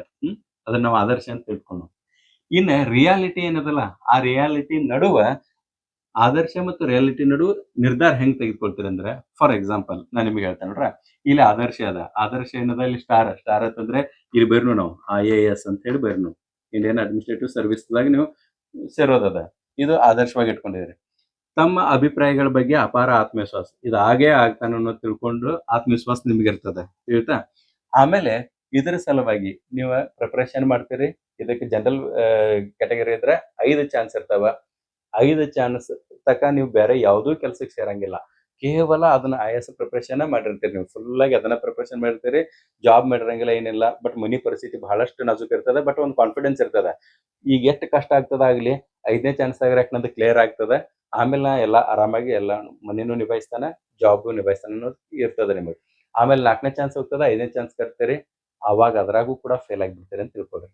ಆವಾಗ ನಿಮಗೆ ಏನು ವಾಸ್ತವಿಕತೆ ಅರ್ಥ ಆಗ್ತದಂದ್ರ, ನಾನು ಇನ್ನು ನನ್ನ ಆದರ್ಶವನ್ನು ಇಟ್ಕೊಂಡು ಉಪಯೋಗಿಲ್ಲ, ಯಾಕಂದ್ರೆ ಚಾನ್ಸ್ ಮುಗಿದಾವ್. ಈಗಿರುವಂತ ಸಿಚುವೇಶನ್ ಏನದಂದ್ರ, ಮನೆಯ ಖರ್ಚವನ್ನೆಲ್ಲ ನಿಭಾಯಿಸೋದದ, ತಂದೆ ತಾಯಿಗಳಿಗೆ ರೆಸ್ಟ್ ಕೊಡೋದದ, ಇದೆಲ್ಲ ಆಲೋಚನೆ ಬರ್ತದ. ಕಳೆದ 5 ವರ್ಷಗಳಿಂದ ನಾನು ಏನು ಗಳಿಕೆ ಮಾಡಿಲ್ಲ. ಈ ಸತ್ಯ ವಾಸ್ತವತೆ ಅರಿವು ಯಾವಾಗ ಆಗ್ತದಲ್ಲ, ಅವಾಗ ನೀವ್ ಏನ್ ಮಾಡ್ತೀರಿ ಹೇಳ್ರಿ, ದೈನಂದಿನ ಜೀವನದಲ್ಲಿ ಹೊಂದಾಣಿಕೆ ಮಾಡಬೇಕಾದಂತ ಸಮರ್ಪಕ ನಿರ್ಧಾರಗಳನ್ನ ಕೈಗೊಳ್ತೀರಿ. ಆವಾಗ ನೀವು IAS ಗುರಿ ಬಿಡ್ತೀರಿ. ನಿಮ್ಮ ಸಾಮರ್ಥ್ಯಕ್ಕೆ ಅನುಗುಣವಾಗಿ ಏನ್ ಸಾಧ್ಯದ, ಟೀಚರ್ ಅಪಾಯಿಂಟ್ಮೆಂಟ್ ಆಗ್ಬೇಕಂತದ. ಸೊ ಟೀಚರ್ ಅಪಾಯಿಂಟ್ಮೆಂಟ್ ಕಡೆಗೆ ತಮ್ಮ ಕಾನ್ಸಂಟ್ರೇಷನ್ ಮಾಡಿ ಅದನ್ನ ಅಪಾಯಿಂಟ್ಮೆಂಟ್ ಆಗಿ ಆಮೇಲೆ ನೀವು ಮನೆ ಮತ್ತು ನಿಮ್ಮ ನೌಕರಿಯನ್ನ ಹೊಂದಿಸ್ಕೊಂಡು ಅದನ್ನ ನಿಭಾಯಿಸುವಂತ ಇದು ನಿರ್ಧಾರವನ್ನ ಮಾಡ್ಕೊಳ್ತೀರಿ. ಇದಕ್ಕೆ ನಾವು ಸ್ವಂತ ಅಥವಾ ಸ್ವತಂತ್ರ ನಿರ್ಧಾರ ಅಂತ ಹೇಳ್ತಿರ್ತೇವೆ. ಆದರ್ಶ ಮತ್ತು ವಾಸ್ತವಿಕತೆಗಳ ನಡುವೆ ಅರ್ಥ ಆಯ್ತು ಅಂತ ಹೇಳಿ ನಾ ತಿಳ್ಕೊಂಡಿದ್ದಾನೆ. ಇಲ್ಲೊಂದು ಉದಾಹರಣೆಯನ್ನು ಕೂಡ ಕೊಟ್ಟಿದ್ದಾರೆ ನೋಡ್ರಿ. ಗಗನ ಯಾತ್ರೆ ಆಗಬೇಕೆಂಬ ಆದರ್ಶ ಮತ್ತು ಶೈಕ್ಷಣಿಕ ಮಿತಿಗಳನ್ನು ಅರಿತು ಇಂಜಿನಿಯರ್ ಆಯ್ಕೆ ಮಾಡುವ ವಾಸ್ತವಿಕತೆ ಅಂತ ಹೇಳಿ. ಗಗನಯಾತ್ರೆ ಆಗ್ಬೇಕು ಅನ್ನೋದು ಕಾಣಿಸಿರ್ತದೆ, ಬಟ್ ಶೈಕ್ಷಣಿಕ ಮಿತಿ ಅರ್ಥ ಮಾಡ್ಕೊಳ್ತೇವೆ. ನಮ್ದು ಎಜುಕೇಶನ್ ಕೆಪಾಸಿಟಿ ಗಗನ ಯಾತ್ರೆ ಆಗುವಂಗಿಲ್ಲ, ಅದಕ್ಕೆ ಇಂಜಿನಿಯರಿಂಗ್ ಮಾಡಿಬಿಡ್ನಪ್ಪ ವಾಸ್ತವಿಕತೆ ಏನ್ ಬರ್ತೇವಲ್ಲ, ಇದೊಂದು ಎಕ್ಸಾಂಪಲ್ ಅಂತ ನಂಗೆ ಗೊತ್ತಾಯ್ತಲ್ಲ. ಸೊ ತಮ್ಮ ಸಾಮರ್ಥ್ಯಗಳು ಮತ್ತು ಮಿತಿಗಳನ್ನು ಅರ್ಥ ಮಾಡಿಕೊಳ್ಳೋದೇನದಲ್ಲ, ಈ ಅರ್ಥ ಮಾಡಿಕೊಂಡಾಗ ಸ್ವತಂತ್ರ ನಿರ್ಧಾರ ಬರ್ತದ ಅಂತಂದ್ರೆ. ಇನ್ನ ಕೊನೆಯದಿತ್ರಾಗಿ ಏಳನೇದು, ನೈತಿಕ ವಿಕಾಸ ಮತ್ತು ವೈಜ್ಞಾನಿಕ ಮನೋಭಾವ ಈ ಹಂತದಲ್ಲಿ ಬಹಳಷ್ಟು ಬೆಳೀತದೆ. ನೈತಿಕ ವಿಕಾಸ ಮತ್ತು ವೈಜ್ಞಾನಿಕ ಮನೋಭಾವ ಈ ಹಂತದಲ್ಲಿ ಬೆಳೀತದೆ. ಬಾಲ್ಯದಲ್ಲಿ ನಿಯಮಗಳನ್ನು ಕುರುಡಾಗಿ ಪಾಲಿಸುವ ಮಕ್ಕಳು ಹದಿಹರೆಯದಲ್ಲಿ ಆ ನಿಯಮಗಳನ್ನು ಪ್ರಶ್ನಿಸುತ್ತಾರೆ. ಇಲ್ಲಿ ಕುರುಡಾಗಿ ನಂಬ್ತಿದ್ರು ಅಂದ್ರೆ ಬ್ಲೈಂಡ್ ಫೇತ್ ಇತ್ತ ಯಾರ ಮ್ಯಾಗ, ಅಪ್ಪ ಅಮ್ಮನ ಮ್ಯಾಗ. ಇಲ್ಲಿ ಕ್ವಶನ್ ಮಾಡುವಂತದ ಬೆಳೀತದೆ. ಫಾರ್ ಎಕ್ಸಾಂಪಲ್ ಇಲ್ಲಿ ನೋಡ್ರಿ, ಇಲ್ಲಿ ಬಾಲ್ಯ ಅಂತದ, ಉತ್ತರ ಬಾಲ್ಯ ಪೂರ್ವ ಬಾಲ್ಯ ತಿಳ್ಕೊಂಡ್ಬಿಡ್ರಿ. ಇದ ಯಾಂತ್ರಿಕ ಪಾಲನೆ ಅಂತಂದ್ರೆ ಏನು ಕ್ವಶನ್ ಮಾಡಂಗಿಲ್ಲ, ಏನ್ ಹೇಳ್ತಾರಲ್ಲ ಅದಕ್ಕೆಲ್ಲ ಎಸ್ ಅನ್ನೋದು. ಫಾರ್ ಎಕ್ಸಾಂಪಲ್ ನೋಡ್ರಿ, ಇಲ್ಲಿ ಹಿರಿಯರ ನಿಯಮಗಳನ್ನು ಯಾಂತ್ರಿಕವಾಗಿ ಒಪ್ಪಿಕೊಳ್ಳುವಿಕೆ, ಸರಿ ತಪ್ಪು ಅಪ್ಪ ಅಮ್ಮ ಏನ್ ಹೇಳ್ತಾರಲ್ಲ ಅದ ತಂದಂಗೆ ಗೊತ್ತಾಯ್ತಲ್ಲ. ಅದ್ರ ಸಣ್ಣಾಗಿರ್ತ ನಮಗ್ ಬೇರೆ ಲೋಕ ಇರಂಗಿಲ್ಲ. ಹಿಂಗಾಗಿ ಎಲ್ಲಾ ವಿಷಯಗಳು ತಂದೆ ತಾಯಿಗಳಿಗೆ ಗೊತ್ತದಾವ ಅಂತ ಹೇಳಿ ನಾವು ತಿಳ್ಕೊಂಡಿರ್ತೀವಿ. ಹಿಂಗಾಗಿ ಅವ್ರು ಏನ್ ಹೇಳ್ತಾರಲ್ಲ ಅದ ಸತ್ಯ. ಅಲ್ಲಿ ಎಷ್ಟು ಕ್ರಿಸ್ಟಲ್ ಕ್ಲಿಯರ್ ಇರ್ತದಂದ್ರೆ, ಇದು ಸರಿ ಆಯ್ತಂದ್ರ ವೈಟ್, ಇದು ತಪ್ಪ ಅಂದ್ರ ಬ್ಲ್ಯಾಕ್, ಇಲ್ಲಿ ಕಪ್ಪು ಬಿಳುಪು ಅಂತ ಹೇಳಿ ಯಾಕೆ ಶಬ್ದ ಉಪಯೋಗಿಸ್ತಾರಂತಂದ್ರೆ ಅಲ್ಲಿ ಡೌಟೇ ಇರಂಗಿಲ್ಲ ನಮಗೆ, ಏನೇನು ಡೌಟ್ ಇರಂಗಿಲ್ಲ, ಏನ್ ಹೇಳ್ತಾರ ಅದೆಲ್ಲ ಓಕೆ. ಬಟ್ ಇದು ಚೇಂಜ್ ಆಗ್ತದೆ ಯಾವಾಗ, ಹದಿಹರೆಯದ ಸಮಯದಾಗ ಚೇಂಜ್ ಆಗ್ತದೆ. ಇಲ್ಲಿ ವೈಜ್ಞಾನಿಕ ಪ್ರಶ್ನಿಸುವಿಕೆ ಡೆವಲಪ್ ಆಗಿರ್ತದೆ. ಯಾಕಂದ್ರೆ ಮನೆ ಬಿಟ್ಟು ಹೊರಗೆ ಬಂದು ಸಾಕಷ್ಟು ವಿಷಯಗಳು ತಿಳ್ಕೊಂಡಿರ್ತೀವಿ, ಪುಸ್ತಕ ಓದಿರ್ತೀವಿ, ಶಿಕ್ಷಕರ ಕಡೆಯಿಂದ, ಸ್ನೇಹಿತರ ಕಡೆಯಿಂದ, ಹೊರಗಡೆ ಸಮಾಜದಿಂದ ಬಹಳಷ್ಟು ನಾಲೆಜ್ ನಮಗೆ ಡೆವಲಪ್ ಆಗಿರ್ತದೆ. ಸೊ ಹದಿಹರೆಯದಾಗ ಏನಾಗ್ತಂದ್ರೆ ವೈಜ್ಞಾನಿಕವಾಗಿ ಪ್ರಶ್ನಿಸುವಿಕೆ ಬರ್ತದೆ. ಇಲ್ಲಿ ಒಂದೇದು ಏನ್ ಮಾಡ್ತೀವಿ, ನೈತಿಕತೆಯ ಪರಿಕಲ್ಪನೆ ಬದಲಾವಣೆ ಆಗ್ತದೆ. ನಿಯಮಗಳನ್ನು ಪರೀಕ್ಷಿಸುವುದು ಮತ್ತು ಪ್ರಶ್ನಿಸುವುದು. ಈಗ ಅಪ್ಪ ಅಮ್ಮ ಹಿಂಗ್ ಮಾಡ್ಬೇಡತ್ತಂದ್ರೆ ಯಾಕೆ ಮಾಡೋದಿಲ್ಲ? ಈಗ ಚೆನ್ನಾಗಿರ್ತ ಹೇಳ್ತಾರೆ, ನೀನು ಆ ಹುಡುಗನ ಜೊತೆಗೆ ಹೋಗ್ಬೇಡ, ನೀನಿಂದ ಒಬ್ಬ ಹೋಗು, ನೀನು ಆಟ ಆಡ, ಅವನ ಜೊತೆ ಕೂಡಿ ಆಟ ಆಡ್ಬೇಡ. ಅವಾಗ ನೀವು ಏನೂ ಪ್ರಶ್ನೆ ಮಾಡಂಗಿಲ್ಲ, ಒಬ್ಬ ಆಟ ಆಡಕ್ ಸ್ಟಾರ್ಟ್ ಮಾಡ್ತೀರಿ, ಯಾಕಂದ್ರೆ ಅಪ್ಪ ಅಮ್ಮ ಹೇಳಿದಾರು. ಬಟ್ ಈಗ ಹಂಗೆ ಹೇಳ್ರಿ ಅಂತ ತಿಳ್ಕೊರಿ, ಆ ಫ್ರೆಂಡ್ ಜೊತೆಗೆ ನೀನು ಅಡ್ಡಾಡ್ಕೋಬೇಡ, ಇಮಿಡಿಯೇಟ್ ಯಾಕೆ ಹೋಗೋದಿಲ್ಲ, ನಾ ಅವನ ಜೊತೆ ಹೋಗವ. ಇಂಥ ವಾದ ಇರ್ತಾವಲ್ಲ ಅವೆಲ್ಲನೂ ಕೂಡ ಇಲ್ಲೇ ಡೆವಲಪ್ ಆಗ್ತಾವ. ಓಕೆ, ಸೊ ಇಲ್ಲಿ ಬೇಸ್ಡ್ ಆನ್ ಕಂಟೆಕ್ಸ್ಟ್ ಸರಿ ತಪ್ಪುಗಳ ನಿರ್ಧಾರ ಹೆಂಗಾಗ್ತದಂದ್ರೆ ಸನ್ನಿವೇಶಗಳನ್ನ ಗಮನದಲ್ಲಿ ಇಟ್ಕೊಂಡು ತಾವ ನಿರ್ಧಾರ ಮಾಡ್ತಾರೆ, ಯಾವ ಸರಿ ಯಾವ ತಪ್ಪ. ಅಪ್ಪ ಅಮ್ಮ ಭಾಳ ಫೋರ್ಸ್ ಮಾಡ್ರೆ ಓಕೆ, ಅವ್ರ ಜೋಡಿ ಹೋಗಂಗಿಲ್ಲ ಅಂತ ಹೇಳ್ತಾರೆ. ಆ ದೋಸ್ತಿಗೆ ಫೋನ್ ಮಾಡಿ ಏನ್ ಹೇಳ್ತಾರೆ ಗೊತ್ತೇನೆ, ನೀ ಇಲ್ಲಿ ನಮ್ಮ ಮನೆ ತಕ್ಕ ಕರೆಕ್ಟ್ ಬರಬೇಡ, ನಿನ್ನಿಂದ ಅಲ್ಲಿ ಒಂದು ಸ್ಟಾಪ್ ನಿಲ್ಲು, ನಾನ ಇಲ್ಲಿ ಬರ್ತಾನೆ ಅಂತ ಹೇಳ್ತಾರೆ. ಸೊ ಇಷ್ಟ್ರ ಮಟ್ಟಿಗೆ ಅವ್ರು ತಲೆ ಓಡಿಸಿ ತಮಗ್ ಬೇಕಾದ ಸಂಬಂಧಗಳನ್ನ ಇಟ್ಕೊಳ್ತಾರೆ. ನೆಕ್ಸ್ಟ್ ನೋಡ್ರಿ, ವೈಜ್ಞಾನಿಕ ಚಿಂತನೆ, ವೈಜ್ಞಾನಿಕ ಮನೋಭಾವದ ಒಂದು ತೀವ್ರ ಏನದಲ್ಲ ಅದು ಕೂಡ ಇಲ್ಲೇ ಕೂಡ ಹೆಚ್ಚು ಡೆವಲಪ್ ಆಗ್ತದೆ. ಸೈಂಟಿಫಿಕ್ ಟೆಂಪರ್ ಅಂತ ಹೇಳ್ತಿರ್ತೀವಿ. ಇವೆಲ್ಲಾನು ಕೂಡ ಹದಿಹರೆಯದ ವಯಸ್ಸಲ್ಲಿ ಸಾಕಷ್ಟು ನಮ್ಮ ಜ್ಞಾನದ ವೃದ್ಧಿಗೆ ಕಾರಣಗಳಾಗ್ತವ. ಸೊ ಈ ರೀತಿ ಜ್ಞಾನಾತ್ಮಕ ವಿಕಾಸ ಏನದಲ್ಲ ಇದು ಹೆಚ್ಚಾಗ್ತಾ ಹೋಗ್ತದೆ. ಇನ್ನು ಕೊನೆಗೆ ಒಂದು ಲೈವ್ ಎಕ್ಸಾಂಪಲ್ ಅಂತ ಹೇಳಿದ್ನಲ್ಲ, ನೈಜ ಉದಾಹರಣೆ. ಏನು ಲೈವ್ ಎಕ್ಸಾಂಪಲ್ ಅಂದ್ರೆ, ಈ ಒಂದು ಅಂದ್ರೆ ಶಾಲಾ ಕಾಲೇಜ್ದಾಗ ನಮಗೆ ಜ್ಞಾನಾತ್ಮಕ ವಿಕಾಸವನ್ನು ಮಾಡ್ಬೇಕಾದ್ರೆ ಪ್ರಮುಖ ಪಾತ್ರ ವಹಿಸೋರು ಯಾರು? ಶಿಕ್ಷಕರು ಎಂತ ಚಟುವಟಿಕೆಗಳನ್ನ ಕಂಡಕ್ಟ್ ಮಾಡ್ಬೇಕಂದ್ರೆ ಆಟೋಮೆಟಿಕ್ ಆಗಿ ಅತ್ರ ಎಲ್ಲಾ ಹುಡುಗರು ಭಾಗವಹಿಸ್ಬೇಕು. ಮತ್ತೆ ಅವ್ರ ಇದು ಕಾಗ್ನೇಟಿವ್ ಡೆವಲಪ್ಮೆಂಟ್ ಏನೈತಿಲ್ಲ ಅದು ಸರಿ ರೀತಿಯಲ್ಲಿ ಆಗುವಂಗೆ ನೋಡ್ಕೊಳ್ಬೇಕು. ಉದಾಹರಣೆಗೆ ಒಂದು ಆಕ್ಟಿವಿಟಿ ಸಮಗ್ರ ಬೌದ್ಧಿಕ ವಿಕಾಸಕ್ಕೆ ಕಾರಣ ಆಗ್ತದೆ. ಆ ಆಕ್ಟಿವಿಟಿ ಯಾವ್ದು ಅನ್ನೋದು ನೋಡ್ರಿ. ಇಲ್ಲಿ ನೋಡ್ರಿ, ಒಂದು ರಮೇಶ್, ಇಲ್ಲಿ ಎಕ್ಸಾಂಪಲ್ ತಗೋಣ. ರಮೇಶ್ ಅನ್ನೋ ಒಬ್ಬ ಹುಡುಗಿದಾನ, 14 years ಏಜ್ ದವ, 8th 9th ಓದುವಂತವ. ಅವನ್ಗೆ ಏನ್ ಮಾಡಿದಾರಂದ್ರೆ, ಶಾಲೆಯು ವಿಜ್ಞಾನ ವಸ್ತು ಪ್ರದರ್ಶನಕ್ಕೆ ಸ್ಮಾರ್ಟ್ ಸಿಟಿ ಮಾದರಿ ತಯಾರಿಸಬೇಕಂತ ತಿಳ್ಕೊಂಡು ಹೇಳಿದ್ದಾರೆ. ಯಾವ್ದು ಹೇಳ್ರಿ, ಸ್ಮಾರ್ಟ್ ಸಿಟಿ ಮಾದರಿಯನ್ನ ತಯಾರಿಸಬೇಕು ಅಂತ ತಿಳ್ಕೊಂಡು ಒಂದು ಕಾಂಪಿಟೇಷನ್ ಇಟ್ಟಿದ್ದಾರೆ. ಅವಾಗ ಆ ರಮೇಶ್ ಏನದಲ್ಲ ಅವ ಏನ್ ಮಾಡ್ತಾ ಅಂದ್ರೆ ಅವನ ಮೆದುಳು ಹೆಂಗ್ ವರ್ಕ್ ಮಾಡ್ತದ ಅನ್ನೋದು ಇಲ್ಲಿ ಎಕ್ಸಾಂಪಲ್ ಆಗಿ ನೋಡೋದದ ಆಯ್ತಾ. ಅಂದ್ರೆ ಸ್ಕೂಲ್ದಾಗ ಸ್ಮಾರ್ಟ್ ಸಿಟಿ ತಯಾರು ಮಾಡ್ರಿ ಅಥವಾ ಎಕ್ಸ್ಪ್ಲನೇಷನ್ ಮಾಡ್ರಿ ಅಂತ ತಿಳ್ಕೊಂಡು ಒಂದು ಕಾಂಪಿಟೇಷನ್ ಇಟ್ಟಿದಾರೆ. ಅದ್ರ ಸಲುವಾಗಿ ಈ ಹುಡುಗ ಇವ್ ಯಾರು ರಮೇಶ್ ಇವ್ ಏನ್ ಮಾಡ್ಕಂದ್ರ ಮೊದಲನೇದು ಇವಳ ಸೃಜನಶೀಲತೆ ಹೆಂಗ್ ಡೆವಲಪ್ ಆಗ್ತದ ನೋಡ್ರ. ಮನೆಯಲ್ಲಿರುವ ತ್ಯಾಜ್ಯ ವಸ್ತುಗಳನ್ನ ಬಳಸಿ ಸುಂದರ ಮಾದರಿ ರಚನೆ ಮಾಡ್ತಾನ. ಮನ್ಯಾಗ ಯೂಸ್ ಮಾಡದೇ ಇರುವಂತ ಸಾಕಷ್ಟು ವಸ್ತುಗಳು ಇರ್ತವಲ್ಲ ಅದನ್ನೆಲ್ಲ ತಗೊಂಡ ಅವೇನ್ ಮಾಡ್ತಾನ್ರಿ ಒಂದು ಮಾದರಿ ತಯಾರು ಮಾಡ್ತಾನ, ಮಾಡೆಲ್ ತಯಾರು ಮಾಡ್ತಾನ. ಎರಡನೇದು ಏನ್ ಮಾಡ್ತಾನಂದ್ರ ಪ್ರಾಬ್ಲಮ್ ಸಾಲ್ವಿಂಗ್, ಸಮಸ್ಯೆ ಪರಿಹಾರವನ್ನು ಕಂಡುಕೊಳ್ತಾನೆ. ಹೆಂಗಂದ್ರ ಆ ಮೋಟಾರ್ ಎಲ್ಲ ಕೆಟ್ಟ ಅಂತ ತಿಳ್ಕೊಡ್ರಿ, ಓಡಿಸೋ ಮೋಟಾರ್ ಎಲ್ಲ ಕೆಟ್ಟ ಅಂತ ತಿಳ್ಕೊಡ್ರಿ, ಅದಕ್ಕೆ ಅಲ್ಟರ್ನೇಟಿವ್ ಬ್ಯಾಟರಿಗಳನ್ನ ಬಳಸ್ಕೊಂಡು ಪರ್ಯಾಯ ಮಾರ್ಗ ಹುಡುಕೋತಾನೆ. ಇದು ಎರಡನೇ ಹಂತದಾಗ ಇರ್ತದ. ಒಂದನೇದು ಇದು ಎರಡನೇದಾಯ್ತು. ಇನ್ನು ಮತ್ತೆ ಇವನ್ ತಲೆ ಹೆಂಗ್ ಓಡ್ತದ ಅಂತಂದ್ರ ಅಮೂರ್ತ ಚಿಂತನೆ. ಭವಿಷ್ಯದಲ್ಲಿ ನಗರದ ಟ್ರಾಫಿಕ್ ಹೇಗಿರ್ತದ ಮತ್ತೆ ಎಷ್ಟು ರಶ್ ಆಗ್ತದ ಅನ್ನೋದನ್ನ ಆತ ಮನುಷ್ಯನಲ್ಲೇ ಊಹಿಸ್ತಾನೆ. ಇದಕ್ಕೆ ಅಬ್ಸ್ಟ್ರಾಕ್ಟ್ ಥಿಂಕಿಂಗ್ ಅಂತ ಹೇಳಿ ಕರಿತೇವೆ ನಾವು. ಅಮೂರ್ತ ಚಿಂತನೆ ಮಾಡ್ತಾನ. ಆಮೇಲೆ ನಾಲ್ಕನೇದು ಏನಂತಂದ್ರ ಸಂವಹನ ಹೆಂಗಾಗ್ತದ ಅಂದ್ರೆ ಅಲ್ಲಿ ತೀರ್ಪುಗಾರರಿಗೆ, ಯಾಕಂದ್ರೆ ಅದನ್ನೆಲ್ಲ ಟೇಬಲ್ ಮೇಲೆ ಸಜ್ಜು ಮಾಡ್ಕೊಂಡು ನಿಂತಿರ್ತಾನೆ. ಆಮೇಲೆ ಜಡ್ಜ್ಗಳು ಬರ್ತಾರ. ಜಡ್ಜ್ಗಳು ಬಂದಾಗ ಇದನ್ನ ಕೇಳಿದಾಗ ಅವ್ರ ಮುಂದೆ ಎಕ್ಸ್ಪ್ಲನೇಷನ್ ಮಾಡ್ಬೇಕಲ್ಲ ಪ್ರದರ್ಶನ ಅಂದ್ಕೊಳ್ಳೆ. ಸೊ ಅವ್ರಿಗೆ ಇದಾಗಬಾರ್ದು, ಏನೂ ಕನ್ಫ್ಯೂಸ್ ಆಗ್ಬಾರ್ದು. ಅವ್ರು ಇದನ್ನ ಸರಿಯಾಗಿ ತಿಳ್ಕೊಳ್ಳೋ ಹಂಗ ತೀರ್ಪುಗಾರರಿಗೆ ತನ್ನ ಮಾದರಿಯನ್ನು ಧೈರ್ಯವಾಗಿ ಮತ್ತು ಸಂದರ್ಭೋಚಿತವಾಗಿ ವಿವರಿಸುವನು. ಎಷ್ಟು ಬೇಕಾ ಅಷ್ಟ ಅದನ್ನ ಕ್ಲಿಯರ್ ಆಗಿ ಅವ್ರಿಗೆ ಮನವರಿಕೆ ಮಾಡಿಕೊಡುವಂತ ಕೆಲಸವನ್ನು ಮಾಡ್ತಾನೆ. ಸೊ ಒಂದೇ ಒಂದು ಆಕ್ಟಿವಿಟಿ ಮಗುಗೆ 4 ತರದ ಇನ್ನೂ ಹೆಚ್ಚಿನ ಯೋಚನೆಗಳು ಬರ್ತಾವ. ಅದನ್ನ ನೀವು ಥಿಂಕ್ ಮಾಡ್ರೆ ಗೊತ್ತಾಗ್ತದೆ. ಯಾವ್ದಾತ್ರ ನೀವು ಭಾಗವಹಿಸಿದ್ರೆ ಅಂತ ತಿಳ್ಕೊಡ್ರಿ ನಿಮ್ಗೆ ಗೊತ್ತಾಗ್ತದೆ, ಅಥವಾ ನೀವು ಕಂಡಕ್ಟ್ ಮಾಡ್ರೂ ಗೊತ್ತಾಗ್ತದೆ. ಈ ರೀತಿ ಯೋಚನೆ ಡೆವಲಪ್ ಆಗ್ತದೆ. ಅಂದ್ರೆ ಬೌದ್ಧಿಕ ಒಂದು ಜ್ಞಾನಾತ್ಮಕ ಕೌಶಲ್ಯ ಏನದಲ್ಲ ಅದು ಈ ರೀತಿ ಡೆವಲಪ್ ಆಗ್ತದೆ ತಂದೆ. ಇನ್ನು ಮುಂದುವರೆದು ಈ ಒಂದು ಕಾನ್ಸೆಪ್ಟಿಗೆ ಸಂಬಂಧಪಟ್ಟಂತೆ ಯಾವ್ಯಾವ ಕೆಲವೊಂದಿಷ್ಟು ಶಬ್ದಗಳದಾವಲ್ಲ ಅದನ್ನ ಪರ್ಫೆಕ್ಟ್ ಆಗಿ ಅರ್ಥ ನೀವು ಮಾಡ್ಕೊಡ್ರಿ. ಒಂದೇದು ನೋಡ್ರಿ, ಕಾಗ್ನಿಟಿವ್ ಅನ್ನೋ ಶಬ್ದದ ಇದು ನಿಮ್ಗೆ ಗೊತ್ತದ ಆದ್ರೂ ಕೂಡ ಹೇಳ್ತಾನೆ. ಕಾಗ್ನಿಟಿವ್ ಅಂದ್ರೆ ಜ್ಞಾನಾತ್ಮಕ ಅಥವಾ ಬೌದ್ಧಿಕ ಅಂತ ಹೇಳಿ ಕನ್ನಡನ್ಯಾಗ ಕರೀತಾರೆ. ಇದು ಇದರ ವಿವರಣೆ ಮೆದುಳಿಗೆ, ಆಲೋಚನೆಗೆ ಮತ್ತು ಜ್ಞಾನ ಗ್ರಹಿಕೆಗೆ ಸಂಬಂಧಿಸಿದ ಈ ಪದ. ಎದಕ್ಕೆ ಹೇಳ್ರಿ? ಮೆದುಳಿಗೆ, ಆಲೋಚನೆಗೆ ಮತ್ತು ಜ್ಞಾನ ಗ್ರಹಿಕೆಗೆ ಸಂಬಂಧಿಸಿದಂತ ಪದ ಅದ. ಇನ್ನು ಎರಡನೇ ಒಂದು ಪದದ ಅರ್ಥ ನೋಡ್ಕೊಳ್ರಿ, ಜನರಲೈಸೇಷನ್, ಸಾಮಾನ್ಯೀಕರಣ. ಈ ಶಬ್ದಗಳು ಪದೇ ಪದೇ ಈ ಕಾನ್ಸೆಪ್ಟ್ ದಾಗ ಬಂದಿದಾವ, ಅದಕ್ಕೆ ಹೇಳ್ತಾನೆ ನಾನು. ಸಾಮಾನ್ಯೀಕರಣ ಅನೇಕ ನಿರ್ದಿಷ್ಟ ಉದಾಹರಣೆಗಳನ್ನ ಗಮನಿಸಿ ಒಂದು ಸಾಮಾನ್ಯ ನಿಯಮವನ್ನು ರೂಪಿಸುವ ಕೌಶಲ್ಯ ಏನದಲ್ಲ ಅದಕ್ಕೆ ನಾವು ಸಾಮಾನ್ಯೀಕರಣ ಅಂತ ಹೇಳಿ ಕರಿತೀವಿ. ಇನ್ನು ಮೂರನೇ ಶಬ್ದ ಏನದಲ್ಲ ಅದು ಅಬ್ಸ್ಟ್ರಾಕ್ಟ್ ಅಂತ ನಂಗೆ, ಅಮೂರ್ತ ನಂಗೆ. ಭೌತಿಕವಾಗಿ ಕಣ್ಣಿಗೆ ಕಾಣಂಗಿಲ್ಲ, ಕಣ್ಣಿಗೆ ಕಾಣದ ಕೇವಲ ಮನಸ್ಸಿನಲ್ಲಿ ಊಹಿಸಬಹುದಾದ ಸಂಕೀರ್ಣ ವಿಷಯ. ಸರಳ ವಿಷಯ ಅಲ್ಲ. ಸರಳ ವಿಷಯಗಳು ಈಸಿಲಿ ನಮ್ಮ ಕಣ್ಣಿಗೆ ಕಾಣ್ತಾವ. ಯಾವ್ದು ಕಣ್ಣಿಗೆ ಕಾಣಂಗಿಲ್ಲ ಮತ್ತು ಅತಿ ಕಠಿಣ ಇರ್ತದಲ್ಲ ಅಂತದ್ ಮನುಷ್ಯನಾಗ ಉಳಿಸಿಕೊಳ್ಳೋದಲ್ಲ ಅದಕ್ಕೆ ನಾವು ಅಮೂರ್ತ ಅಂತ ಹೇಳಿ ಕರಿತೀವಿ, ಹೇಳ್ತಾ ಅಬ್ಸ್ಟ್ರಾಕ್ಟ್ ಅಂತ ಹೇಳಿ. ಇನ್ನ ನಾಲ್ಕನೇದು ಒಂದು ಶಬ್ದ ಯಾವ್ದತ್ತಂದ್ರೆ ಕಾಂಪ್ರಿಹೆನ್ಷನ್, ಗ್ರಹಿಕೆ ಅಂತಂದ್ರೆ. ಗ್ರಹಿಕೆ ಅರ್ಥ ಮಾಡ್ಕೊಳ್ಳೋದು ಅಂತ ಹೇಳಿದ್ನಲ್ಲ ಅದನ್ನ. ಗ್ರಹಿಕೆ ಅಂತಂದ್ರೆ ಹೇಳ್ರಿ, ಒಂದು ಸಮಸ್ಯೆಯ ಹಿಂದಿನ ಸಂಬಂಧವನ್ನ ಆಳವಾಗಿ ಅರ್ಥ ಮಾಡಿಕೊಳ್ಳುವ ಶಕ್ತಿ. ಆಯ್ತಾ? ಅಂದ್ರೆ ಆಳವಾಗಿ ಅರ್ಥ ಮಾಡ್ಕೊಂಡು ಅದ ಕಾರಣ, ಪರಿಹಾರ ಇವು ಎಲ್ಲಾನು ಕೂಡ ತಿಳಿದುಕೊಳ್ಳೋದತ್ತ ಅದಕ್ಕೆ ಗ್ರಹಿಕೆ ಅಂತ ಹೇಳಿ ಕರಿತೀವಿ. ಇನ್ನ ಐದನೇದು ಏನಂತಂದ್ರೆ ಕಂಟೆಕ್ಚುವಲ್, ಸಂದರ್ಭೋಚಿತ. ಇದು ಇಲ್ಲಿ ತಪ್ಪಾಗಿದೆ, ಸರಿ ಮಾಡ್ಕೊಡ್ರೆ. ಸಂದರ್ಭೋಚಿತ ಅಂದ್ರೆ ಆಯಾ ಸಮಯ, ಸ್ಥಳ ಮತ್ತು ವ್ಯಕ್ತಿಗಳಿಗೆ ತಕ್ಕಂತೆ ವರ್ತಿಸುವುದು. ಮನ್ಯಾಗ ಮಾಡ್ದಂಗ ಸ್ಕೂಲ್ ಒಳಗೆ ಮಾಡಂಗಿಲ್ಲ, ಸ್ಕೂಲ್ದಾಗ ಮಾಡಿದಂಗ ಸಮಾಜದಾಗ ಮಾಡಂಗಿಲ್ಲ. ಇದೈತ್ಲ ಸಂದರ್ಭ ತಕ್ಕಂತೆ ವರ್ತನೆಯನ್ನ ತೋರ್ಪಡಿಸುವಿಕೆ ಐತ್ಲ ಅದಕ್ಕೆ ಸಂದರ್ಭೋಚಿತ ಅಂತ ಹೇಳಿ ಕರಿತೀವಿ. ಕಂಟೆಕ್ಚುವಲ್ ಅಂತ ಹೇಳಿ ಇಂಗ್ಲಿಷ್ನಾಗ ಕರಿತೀವಿ.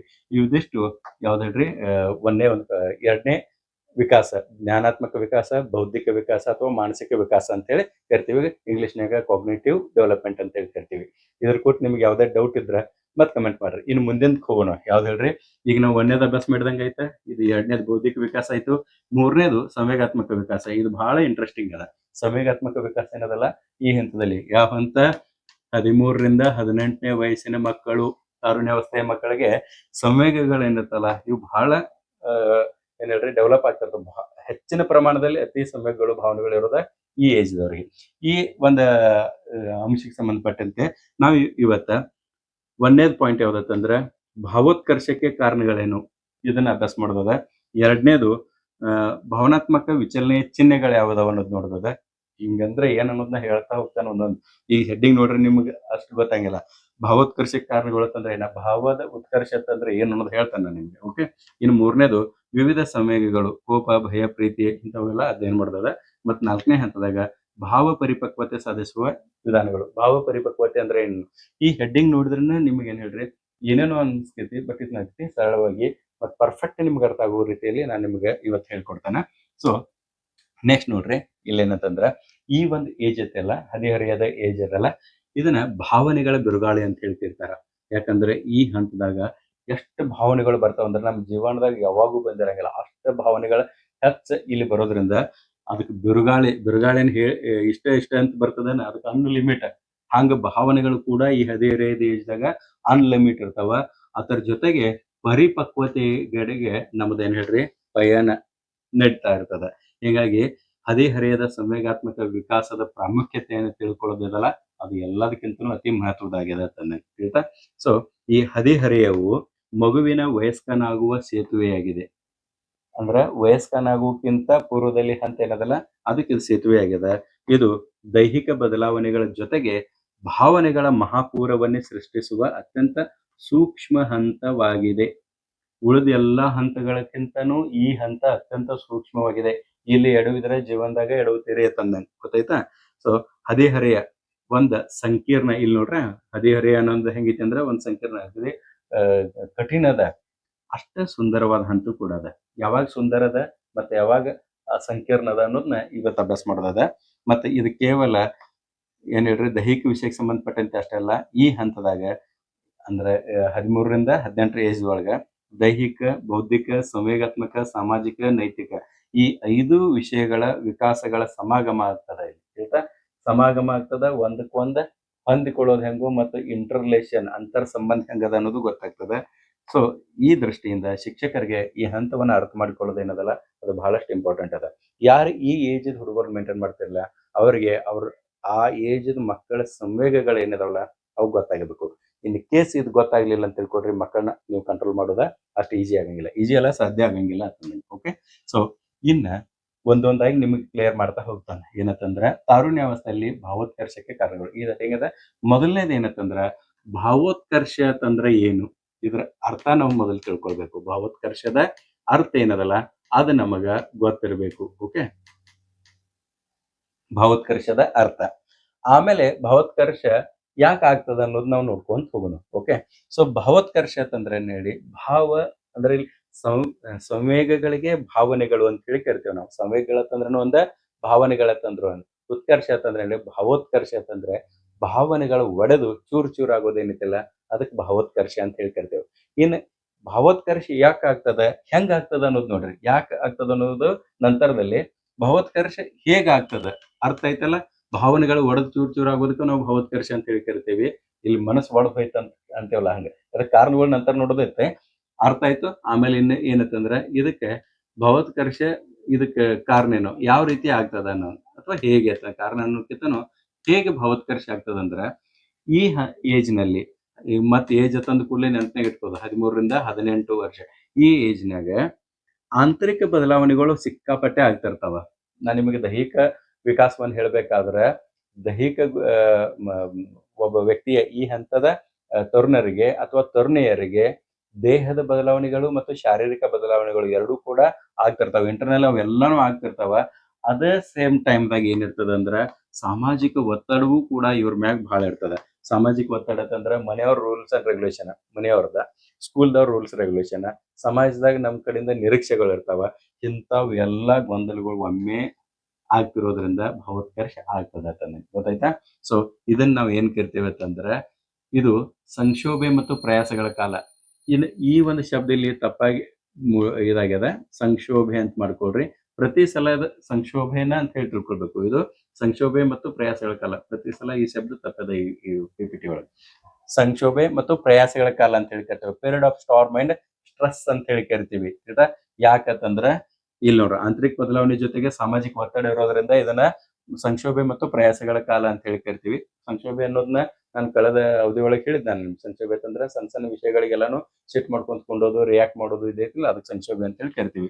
ಇನ್ನ ಎರಡನೇದು ಇದಕ್ಕೆ ಕಾರಣ ಏನ್ ಹೇಳ್ರಿ. ಎರಡನೇದು ಕಾರಣ ಒಳ ಅಂಗಗಳ ಬದಲಾವಣೆ ಪ್ಲಸ್ ಸಾಮಾಜಿಕ ನಿರೀಕ್ಷೆಗಳು ಇರೋದ್ರಿಂದ ಈ ರೀತಿ ಆಗ್ತದೆ. ಮೂರನೇದು ಭಾವೋತ್ಕರ್ಷಗಳು, ಮನಸ್ಸೇನೋ ಒಡೆದು ಹೋಗ್ಬಿಡ್ತದ, ಚೂರ್ ಚೂರ್ ಆಗ್ತದ ಹೇಳ್ತಾ ಭಾವನೆಗಳು ಒಡೆದ ಅಂತ ತಿಳ್ಕೊಡ್ರಿ. ಈ ಭಾವೋತ್ಕರ್ಷಗಳು ಬಹುಕಾಲ ಮುಂದುವರೆದರೆ ಅದು ಅಸಮರ್ಪಕ ಹೊಂದಾಣಿಕೆಯನ್ನು ಸೂಚಿಸುತ್ತದೆ. ಮಾಲ್ ಅಡ್ಜಸ್ಟ್ಮೆಂಟ್ ಅಂತ ಹೇಳ್ತೇವೆ. ಈಗ ನಾವು ಯಾವ್ದಾದ್ರು ವಿಷಯ ಸಲುವಾಗಿ ನಾವು ಮನಸ್ಸು ಮುರ್ಕೊಂಡ ತಿಳ್ಕೊಳ್ರಿ, ಅವಾಗ ಅದನ್ನ ಬಹಳ ದೀರ್ಘಕಾಲದವರೆಗೆ ಅದನ್ನ ಮುಂದೆ ಜಕ್ಕೊಂಡು ಹೋಗಂಗಿಲ್ಲ. ಹಂಗ ಮುಂದೆ ಅದನ್ನ ಜಕ್ಕೊಂಡು ಹೋದ ಅಂತ ತಿಳ್ಕೊಳ್ರಿ, ಆವಾಗ ನಮಗ ಇತರರ ಜೊತೆಗೆ ಸಮಾಜ ಜೊತೆಗೆ ಹೊಂದಾಣಿಕೆ ಆಗುವಂತ ಸಾಮರ್ಥ್ಯವನ್ನ ಕಳ್ಕೊಂಡ್ ಬಿಡ್ತೇವಿ ತಿಳಿತಾ. ಸೊ ಮಾಲ್ ಅಡ್ಜಸ್ಟ್ಮೆಂಟ್ ಆಗಂಗಿಲ್ಲ ತಂದಾಗ. ಆದ್ರ ಒಂದು ವಿಶೇಷ ಏನಂತಂದ್ರೆ ಈ ಏಜ್ನಾಗ ಏನಿರ್ತಿರ್ಲಿಲ್ಲ, ಸಾಮಾನ್ಯವಾಗಿ ಈ ಹಂತದ ಭಾವೋತ್ಕರ್ಷಗಳು ತಾತ್ಕಾಲಿಕವಾಗಿರ್ತಾವ, ಬಹಳ ದಿವಸ ತನಕ ಮುಂದೆ ಹೋಗಂಗಿಲ್ಲ, ತಾತ್ಕಾಲಿಕ ಇರ್ತಾವ ತಂದಾಗ. ಓಕೆ, ಇನ್ನ ನಾವು ಒಂದೊಂದಾಗಿ ಇದನ್ನ ಅಭ್ಯಾಸ ಮಾಡೋಣ. ಏನಂತಂದ್ರೆ ತಾರುಣ್ಯಾವಸ್ಥೆಯಲ್ಲಿ ಭಾವೋತ್ಕರ್ಷಕ್ಕೆ ಕಾರಣಗಳಾವು. ಒಂದನೇ ಕಾರಣ ಯಾವ್ದು ಹೇಳ್ರಿ? ಮನೆ. ಇಲ್ಲಿ ಇನ್ನೊಂದು ಶಬ್ದ ಬರ್ಕೊಡ್ರಿ, ಶಾಲೆ ಮತ್ತು ಸಮಾಜದ ಹೊಂದಾಣಿಕೆಯ ಸಮಸ್ಯೆ. ಭಾವೋತ್ಕರ್ಷಕ್ಕೆ ಕಾರಣಗಳೇನಂತಂದ್ರೆ ಮನೆ, ಶಾಲೆ ಮತ್ತು ಸಮಾಜದ ಹೊಂದಾಣಿಕೆಯ ಸಮಸ್ಯೆ. ಯಾರಿಗೆ? ತರುಣರಿಗೆ ಮತ್ತು ತರುಣಿಯರಿಗೆ. ಆಯ್ತಾ? ತಾರುಣ್ಯಾವಸ್ಥೆಯ ಮಕ್ಕಳಿಗೆ ಇದು ಸಮಸ್ಯೆ ಇರ್ತದ ಒಂದೇದು. ಸೊ ಇದು ಯಾಕೆ ಇರ್ತದ ಅನ್ನೋದು ನೋಡ್ರಿ. ಪರತಂತ್ರದಿಂದ ಸ್ವತಂತ್ರದೆಡೆಗೆ ಸಾಗುವ ತವಕ ಅವರಲ್ಲಿ ಇರ್ತದ. ಹಿಂಗಾಗಿ ಈ ಮನೆ, ಶಾಲೆ ಮತ್ತು ಸಮಾಜದ ಹೊಂದಾಣಿಕೆ ಆಗೋದು ಅವ್ರಿಗೆ ಸಮಸ್ಯೆ ಆಗ್ತಿರ್ತದ.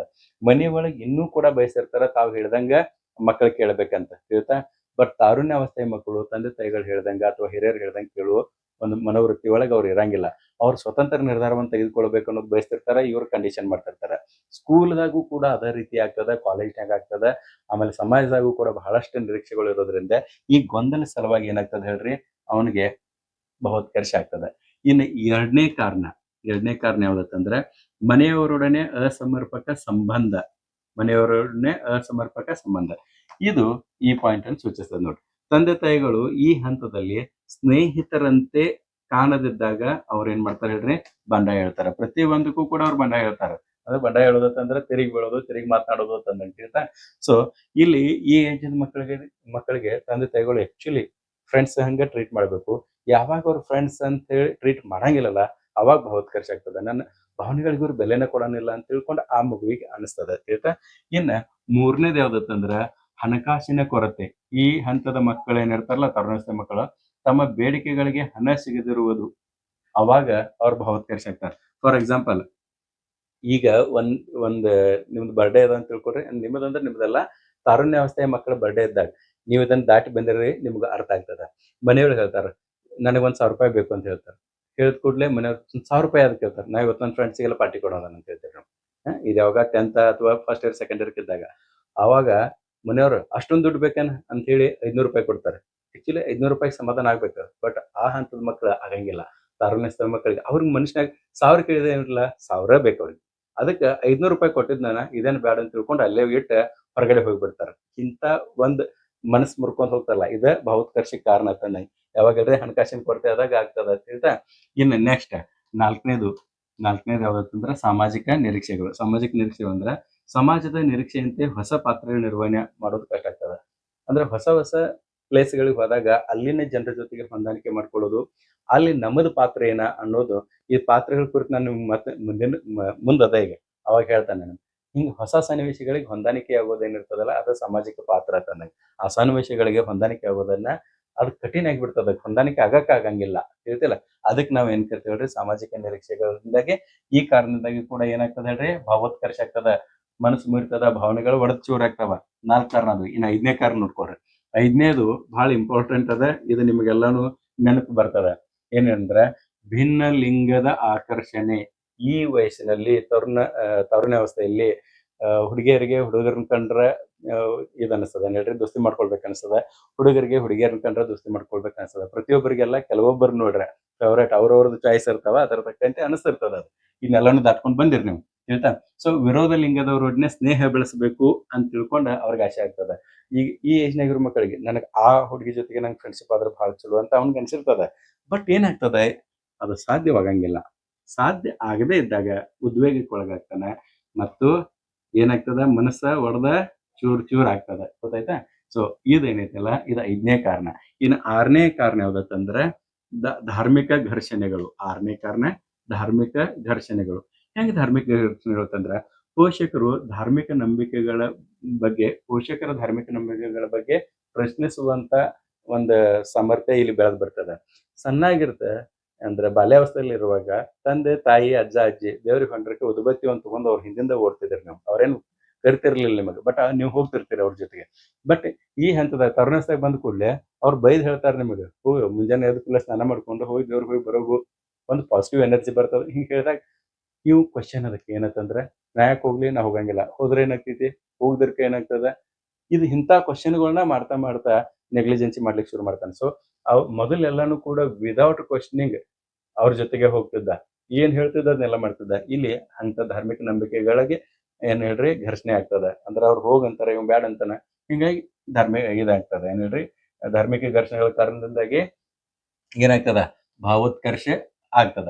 ಇನ್ನು 7ನೇ ಕಾರಣ, ಶಾಲೆಯಲ್ಲಿ ಫೇಲ್ ಆಗುವಿಕೆ. 7ನೇ ಕಾರಣ, ಸ್ಕೂಲ್ದಾಗ ಫೇಲ್ ಆಗ್ತಾನು ಅಂತ ಹೇಳಿ ಅನಿಸ್ಬಿಡ್ತದಲ್ಲ, ಅವಾಗ ಏನಾಗ್ತದೆ ಹೇಳ್ರಿ, ಭಾವೋತ್ಕರ್ಷ ಆಗ್ತದ. ಫೇಲ್ ಆಗುವಾಗ ಆಗ್ತಾನೆ ಅನ್ನೋದು ಗೊತ್ತಾದಾಗ ಮತ್ತೆ ಆದಾಗೂ ಕೂಡ ಅವಾಗ ಏನೇನ್ ಮಾಡ್ತಾನಂತಂದ್ರ, ಒಂದೇದು ಏನ್ ಹೇಳ್ರಿ, ಎಜುಕೇಶನ್ ಸ್ಟಾಪ್ ಮಾಡೋದು, ಶಿಕ್ಷಣ ತೊರೆಯುವುದು ಅಥವಾ ಮನೆ ಬಿಟ್ಟು ಹೋಗುವುದು ಇಂಥ ನಿರ್ಧಾರವನ್ನು ಮಾಡ್ತಾನೆ. ಈ ಹಂತದಾಗ ಅಂದ್ರೆ 6ನೇ ಮಕ್ಕಳು ಮನೆ ಬಿಟ್ಟು ಹೋಗೋದಂದ್ರ 10th ಫೇಲ್ ಆದ ಕೂಡಲೇ 10ನೇ ಹೋಗಂಗಿಲ್ಲ. ಆ ದಿವ್ಸ ಮನೆಗೆ ಬರಂಗಿಲ್ಲ, ಇಮಿಡಿಯೇಟ್ ಬರಂಗಿಲ್ಲ. ಮುಂಜಾನೆ ರಿಸಲ್ಟ್ ನೋಡ್ತಾರ, ಫೇಲ್ ಆಗಿದ್ದು ಗೊತ್ತಾದ್ರೆ ಮನೆ ಕಡೆ ಹಂಗಿಲ್ಲ. ಮನೆಯವ್ರಿಗೆ ಏನಾಗ್ತದೆ ಹೇಳ್ರಿ, ಅವ್ನು ಫೇಲ್ ಆಗಿದ್ದಕ್ಕಿಂತ ವಾಪಸ್ ಬಂದ್ರೆ ಸಾಕು, ಇಷ್ಟ ಆಗಿರ್ತದಲ್ಲ, ಆ ಹಂತನಾಗ ರಾತ್ರಿ ಬಂದ್ಬಿಡ್ತಾನ. ಅಲ್ಲಿ ತನಕ ಎಲ್ಲೋ ಕೂತ್ ಬಿಟ್ಟಿರ್ತಾನ ಅಂತ ಇವ್ ಹೆಚ್ಚಾನ ಹೆಚ್ಚು ಮಕ್ಕಳು ಮಾಡುವಂಥದ್ದು 95% ಎಲ್ಲಾನು ಹಿಂಗ ಮಾಡ್ತಿರ್ತಾವ, ಗೊತ್ತಾಯ್ತಾ. ಇನ್ ಕೆಲವು ಜನರು ಇದ್ರಕ್ಕಿಂತ ಮುಂದುವರೆದು ಅನಾಹುತಗಳನ್ನ ಮಾಡ್ಕೋತಾರ, ಅದನ್ನ ಹೇಳೋದು ಬೇಡ, ಆಯ್ತಾ. ಸೊ ಇವಿಷ್ಟ ಏನ್ ಹೇಳ್ರಿ 7 ಕಾರಣಗಳದು. ಇನ್ನು 8ನೇದು ಮತ್ತೆ ಅತಿ ಪ್ರಮುಖ ಕಾರಣ ಅಂತಂದ್ರ ವೃತ್ತಿಯ ಸಮಸ್ಯೆಗಳು. ತಾರುಣ್ಯಾವಸ್ಥೆಯ ಕೊನೆಯಲ್ಲಿ ಈ ಸಮಸ್ಯೆ ಕಂಡು ಬರ್ತದೆ. ಏನಂತಂದ್ರೆ, ಇಷ್ಟೆಲ್ಲ ನನ್ನ ಓದತಾನೆ, ಬಟ್ ನಿರುದ್ಯೋಗದ ಭಯ, ಉದ್ಯೋಗ ಸಿಗ್ತತೋ ಇಲ್ಲೋ, ಮುಂದೆ ನಾನು ಮನೆ ಭಾರವನ್ನ ನಿಭಾಯಿಸ್ತಾನೋ ಇಲ್ಲೋ, ಇಂಥವೆಲ್ಲ ಸ್ಟಾರ್ಟ್ ಆಗ್ತದೆ. ಬಡ ಮಕ್ಕಳಲ್ಲಿ ಕುಟುಂಬ ನಿರ್ವಹಣಾ ಚಿಂತೆ ಬಹಳ ಆಗ್ಬಿಡ್ತದೆ. ದೊಡ್ಡ ದೊಡ್ಡ ಸಾವುಕಾರ ಮಕ್ಕಳಿಗಂತೂ ತಮ್ಮ ಒಳ್ಳೆ ಲೈಫ್ ಸಲುವಾಗಿ ಅವ್ರು ಚಿಂತೆ ಮಾಡಿದ್ರೆ, ಬಡ ಮಕ್ಕಳೇನಿರ್ತಾವಲ್ಲ ಅವ್ರಿಗೆ ಸ್ಟಾರ್ಟಿಂಗ್ ನಿಂದ ನಾವು ಕೆಲಸ ಮಾಡ್ಕೋತ ಕಲಿತಿರ್ತಾವ, ಮುಂದೆ ಹೆಂಗ ಅನ್ನೋ ಚಿಂತೆ ಬಹಳ ಹೆಚ್ಚಾಗಿಬಿಡ್ತದೆ. ಸೊ ಒಟ್ಟಾರೆ ಈಗ ಹೇಳಿದ 8 ಕಾರಣಗಳದಾವ. 8 ಕಾರಣಗಳು ತಮ್ಗೆ ಅರ್ಥ ಆಗಿದಾವ ಅಂತ ತಿಳ್ಕೊತಾನೆ. ಈ 8 ಕಾರಣಗಳು ಆದ ಕೂಡಲೇ ಮುಂದಿನ ಹಂತ ಯಾವ್ದತ್ತಂದ್ರೆ ವಿಚಲನೆಯ ಚಿಹ್ನೆಗಳು. ಇದನ್ನ ಹೇಳಿದನಲ್ಲ, 3ನೇ ಅಂಶದ ವಿಚಲನೆಯ ಚಿಹ್ನೆಗಳು. ಏನಿದೆ ವಿಚಲನೆಯ ಚಿಹ್ನೆಗಳು ಅಂತಂದ್ರೆ, ಈ 8 ಭಾವೋತ್ಕರ್ಷ ಆದಾಗ, ನಮ್ಮ ಭಾವನೆಗಳು ಒಡೆದು ಚೂರ್ ಚೂರ್ ಆದಾಗ, ಬೇರೆ ಬೇರೆ 8 ಒಮ್ಮೆ ಆಗಂಗಿಲ್ಲ, ಬೇರೆ ಬೇರೆ ಹಂತದಾಗ ಆಗ್ತಾವಲ್ಲ, ಆ ಹಂತದಾಗ ಆದಾಗ ನಮ್ಮದು ರಿಯಾಕ್ಷನ್ ಯಾವ ರೀತಿ ಇರ್ತದ, ಅದಕ್ಕೆ ನಾವ್ ಏನ್ ಕರಿತೀವಿ ಹೇಳ್ರಿ, ವಿಚಲನೆಯ ಚಿಹ್ನೆಗಳು ಅಂತ ಹೇಳಿ ಕರಿತೇವೆ. ಇದ್ರಾಗ ನಾನು 4 ಪ್ರಕಾರ ಡಿವೈಡ್ ಮಾಡ್ಕೊಂಡಿದ್ದಾನೆ. ಒಂದೇದು ಏನಂತಂದ್ರೆ ಮಾನಸಿಕ ಚಿಹ್ನೆಗಳು. ಏನಾಗ್ತಾವ ಅಂದ್ರೆ, ಕೆಲವೊಂದ್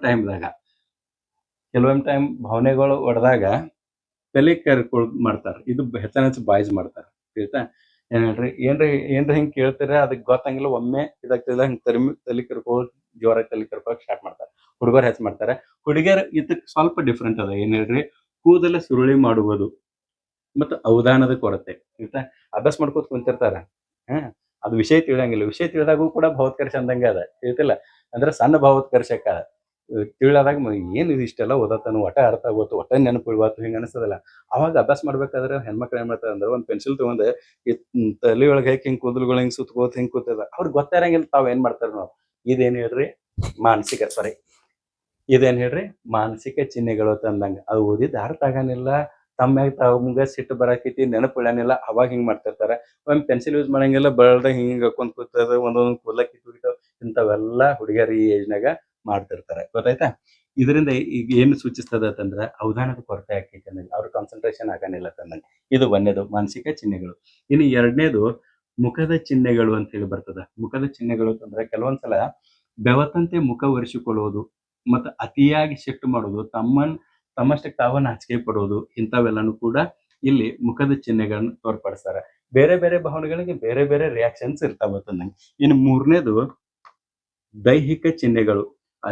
ಕೆಲವೊಂದಿಷ್ಟು ಸಲ ಹುಡುಗರು ನೀವು ನೋಡಿದರೆ, ಏನ್ರ ಹಿಂಗ್ ಬೈದ್ರು ಮಾಡ್ರು ತಿಳ್ಕೊಡ್ರಿ, ಹೆದರಿ ಉಗುರು ಕಚ್ಚಕ್ ಸ್ಟಾರ್ಟ್ ಮಾಡಿಬಿಡ್ತಾರೆ, ತಿಳಿತಲ್ಲ. ಅತಿಯಾಗಿ ಉಗುರು ಕಚ್ಚೋದು, ಬೆರಳು ಚಿಪ್ಪೋದು, ಇಂಥವೆಲ್ಲ ಮಾಡ್ತಿರ್ತಾರ, ಆಯ್ತಾ. ಇನ್ನ 4ನೇದು ಯಾವ್ದತ್ತಂದ್ರ ವರ್ತನಾ ಚಿಹ್ನೆಗಳು. ಸನ್ನಿವೇಶದಿಂದ ದೂರ ಸರ್ ಬಿಡೋದ ಮತ್ತು ಸದಾ ಜಗಳ ಮಾಡೋದ. ಏನ್ರ ಹೇಳಿದ ಅವ್ರಿಗೆ ಏನ್ರ ಒಂದು ವಿಷಯ ತಿಳಿಲ್ಲ, ಏನ್ರ ಆಗಿತ್ತು ತಿಳ್ಕೊಂಡಿರ್ತಾರೆ, ಸಿಟ್ಟನ್ನ ಬೇರೆ ಒಂದು ವಿಷಯದ ಮ್ಯಾಗ, ಬೇರೆ ವ್ಯಕ್ತಿಗಳ ಮ್ಯಾಗ ಹಾಕಿ ಬಡಿಯೋದು, ಜಗಳ ತೆಗೆಯೋದು, ಬಿರ್ಸಾಗಿ ಮಾತಾಡೋದು, ಇಂಥವೆಲ್ಲಾನು ಮಾಡ್ತಿರ್ತಾರೆ. ಸೊ ಇದೇನ್ ಹೇಳ್ರಿ ವಿಚಲನೆಯ ಚಿಹ್ನೆಗಳು, ಗೊತ್ತಾಯ್ತಲ್ಲ. ನಮ್ ಭಾವೋತ್ಕರ್ಷ ಆದಾಗ ಯಾವ ರೀತಿ ವಿಚಲನೆ ಮಾಡ್ತೇವೆ, ಇದನ್ನೆಲ್ಲ ನಾವು ಕೂಡ ಮಾಡಿದೇವಿ, ನೀವು ಕೂಡ ಮಾಡಿದಿರಿ. ಯಾವಾಗ ಹೆಂಗ್ ಮಾಡಿದಿರಿ ಅನ್ನೋದು ನಿಮಗ್ ಗೊತ್ತಾಗ್ತದೆ. ಓಕೆ, ಇನ್ ನೆಕ್ಸ್ಟ್ ನೋಡ್ರಿ ಭಾವನೆಗಳ ವಿಶ್ಲೇಷಣೆ. ಭಾವನೆಗಳ ವಿಶ್ಲೇಷಣೆ ಅಂದ್ರೆ ಭಾವನೆಗಳ ಎಷ್ಟು ರೀತಿ ಇದಾವೆ. ಈಗ ಆಲ್ರೆಡಿ ನಿಮ್ಗೆ ಗೊತ್ತದ ಭಾವನೆಗಳ ವಿಶ್ಲೇಷಣೆ ಮಾಡೋಕ್ಕಿಂತ ಪೂರ್ವದಲ್ಲಿ ಭಾವನೆಗಳು ಅಥವಾ ಸಂವೇಗಗಳು ಅಂತ ಹೇಳಿ ಏನ್ ಕೇಳ್ತೇವಲ್ಲ, ಇವು 2 ಪ್ರಕಾರ ಅದಾವ ಅಂತ ಹೇಳಿದಾನ. ಅದರಾಗ ಒಂದನೇದು ಯಾವ್ದು ಹೇಳ್ರಿ? ಒಂದನೇ ಪ್ರಕಾರ ಧನಾತ್ಮಕ, ಒಂದನೇದು ಧನಾತ್ಮಕ ಭಾವನೆಗಳು ಮತ್ತು ಎರಡನೇದು ಋಣಾತ್ಮಕ ಭಾವನೆಗಳು ಅಂತೇಳಿ 2 ಪ್ರಕಾರ ಇದಾವ. ಆಯ್ತಾ? ಸೊ ಸೊ ಈ ಋಣಾತ್ಮಕ ಭಾವನೆಗಳು 2 ಪ್ರಕಾರ ಅದಾವಲ್ಲ. ಇನ್ನ ಇಲ್ಲಿ ನೋಡ್ರಿ, ಕೋಪ ಮತ್ತು ಭಯ ಇವು ಧನಾತ್ಮಕ, ಋಣಾತ್ಮಕ? ಇವು ಋಣಾತ್ಮಕ. ಸೊ ಒಂದನೇದು ಕೋಪ, ಎರಡನೇದು ಭಯ. ಈ 2 ಸಂವೇಗಗಳ ಕುರಿತು ನಾವು ತಿಳ್ಕೊಳ್ಳೋದಾಗ ಈ ಏಜಿನ ಮಕ್ಕಳಿಗೆ, ಯಾವ್ದು ಹೇಳ್ರಿ? ತಾರುಣ್ಯದ ಮಕ್ಕಳಿಗೆ ಕೋಪ ಎದಕ್ಕೆ ಬರ್ತದ? ಕೋಪ ಬರ್ಲಿಕ್ಕೆ ಪ್ರಮುಖವಾಗಿ 4 ಕಾರಣಗಳು ಅದಾವ. ಅಬ್ಸರ್ವ್ ಮಾಡ್ರಿ. ಒಂದನೇದ್ ನೋಡ್ರಿ, ಬೇಕಾದ ವಸ್ತು ಸಿಗದಿರುವುದು. ನೀವು ಮನೆಯೊಳಗ ಒಂದು ವಸ್ತು ಬೇಕಂತ ಹೇಳಿರ್ತೀರಿ, ಆ ವಸ್ತುವನ್ನು ಕೊಡ್ಲಿಲ್ಲ ಅಂತ ತಿಳ್ಕೊಳ್ರಿ, ಅವಾಗ ಸಿಟ್ಟು ಫಸ್ಟ್ ಬರೋದು ಅವಾಗ. ಏನ್ ಹೇಳ್ರಿ? ಇದೇ ರೀಸನ್ ಸಲುವಾಗಿ ಸಿಟ್ಟು ಬರ್ತದ, ಒಂದೇದು. ಎರಡನೇದು ಅವಹೇಳನ ಮಾಡ್ರಿಕೆ. ಮನೆಯವ್ರು ಇರ್ಲಿ, ಈಗ ಶಾಲ್ಯಾಗ ಅವ್ರಿಗೆ ಹೆಂಗ್ ಅವಹೇಳನ ಅಂತಂದ್ರೆ ಹೆಂಗ್ ತಿಳ್ಕೊತಾರಂದ್ರೆ, ಈ ಹಂತದಾಗ ಈಗ ಒಂದು ಕೋ ಎಜುಕೇಶನ್ ಇರ್ತದ, ಹುಡುಗರು ಹುಡುಗಿಯರು ಇರ್ತಾರ. ಆಮೇಲೆ ಒಂದ್ ಪ್ರಶ್ನೆ ಕೇಳ್ತಾರೋ, ಎದ್ನೇ ಉತ್ತರ ಕೊಡು ಅಂತ ಹೇಳ್ತಾರ. ಉತ್ತರ ಕೊಡ್ಲಿಲ್ಲ ಅಂತ ತಿಳ್ಕೊಡ್ರಿ, ಅಲ್ಲಿ ಏನ್ರ ಸರ್ ಮಾತಾಡ್ರ ತಿಳ್ಕೊಡ್ರಿ, ಅದು ಬಹಳ ಅವ್ನಿಗೆ ಇನ್ಸಲ್ಟ್ ಫೀಲ್ ಆಗ್ತದ. ಸೊ ಅದರಿಂದ ನಾವು ಸರ್ಗಳ ಮ್ಯಾಗೂ ಕೂಡ ಸಿಟ್ಟು ಬರ್ತಾನ ಆಯ್ತಾ. ಸೊ ಏನಾದ್ರು ಹಂಗ ಅವಹೇಳನಕಾರಿ ಮಾತಾಡ್ರ ತಿಳ್ಕೊಂಡ್ರೆ ಸಿಟ್ಟು ಬರ್ತದ. ಮೂರನೇದು ಏನಂತಂದ್ರೆ ಅನಪೇಕ್ಷಿತ ಉಪದೇಶ. ಅವ್ನಿಗೆ ಅದು ಬೇಡ ಇರ್ತೈತಿ, ಆದ್ರೂ ಕೂಡ ಬಹಳ ಬೋಧನೆ ಮಾಡುವಂತ ವ್ಯಕ್ತಿಗಳು ನಮ್ಮಲ್ಲಿ ಇದಾರೆ. ಫ್ರೀ ಅಡ್ವೈಸ್ ಕೊಡುವಂತ ವ್ಯಕ್ತಿಗಳು ಹೈಯೆಸ್ಟ್ ನಮ್ಮಲ್ಲಿ ಇದಾರೆ. ಹಿಂಗಾಗಿ ಅಂತವ್ರನ್ನ ನೋಡ್ರಿ ಅಂತ ತಿಳ್ಕೊಡ್ರಿ, ಅವಾಗ ಏನಾಗ್ತದೆ ಹೇಳ್ರಿ? ಸಿಟ್ಟು ಬರ್ತದ. ಆಮೇಲೆ ಇಂಪಾರ್ಟೆಂಟ್, ಸ್ವಾಭಿಮಾನಕ್ಕೆ ಧಕ್ಕೆ ಆದ್ರ ಅವ ಅಭ್ಯಾಸ ಮುಂದಿರ್ಲಿ ಅಥವಾ ಹಿಂದಿರ್ಲಿ ಅದೇನೂ ಸಂಬಂಧ ಇಲ್ಲ.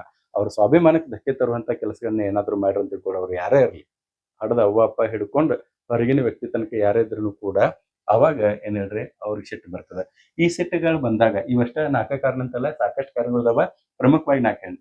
ಇದು ಬಂದಾಗ ಅವ್ರ ಪ್ರತಿಕ್ರಿಯೆ ಹೆಂಗಿರ್ತದ ಅನ್ನೋದು ನೋಡ್ರಿ. ಪ್ರತಿಕ್ರಿಯೆ ಹೆಂಗಿರ್ತದ ಅಂದ್ರೆ ಮುನಿಸಿಕೊಳ್ಳುವುದು ಅಂದ್ರೆ, ಒಂದು ಸಿಟ್ಟು ಮಾಡ್ಕೊಂಡ್ ಬಿಡ್ತಾರ.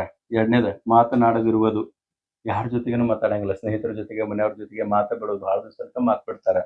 ಆಮೇಲೆ ಮನೆ ಬಿಟ್ಟು ಹೋಗುವುದು. ಹೇಳ್ತಾ, ಈಗ ನೀವು ಒಂದು ವಸ್ತು ಬೇಕಂತ ಹೇಳಿರ್ತಾನ, ಅವ್ನು ಕೊಟ್ಟಿಲ್ಲ ತಿಳ್ಕೊಡ್ರಿ, ಅವಾಗ ಸಿಟ್ಟಿಗೆದ್ದಿತ್ರ 3 ತರ ಯಾವ್ದಾರ ಒಂದು ಮಾಡ್ಬೋದು.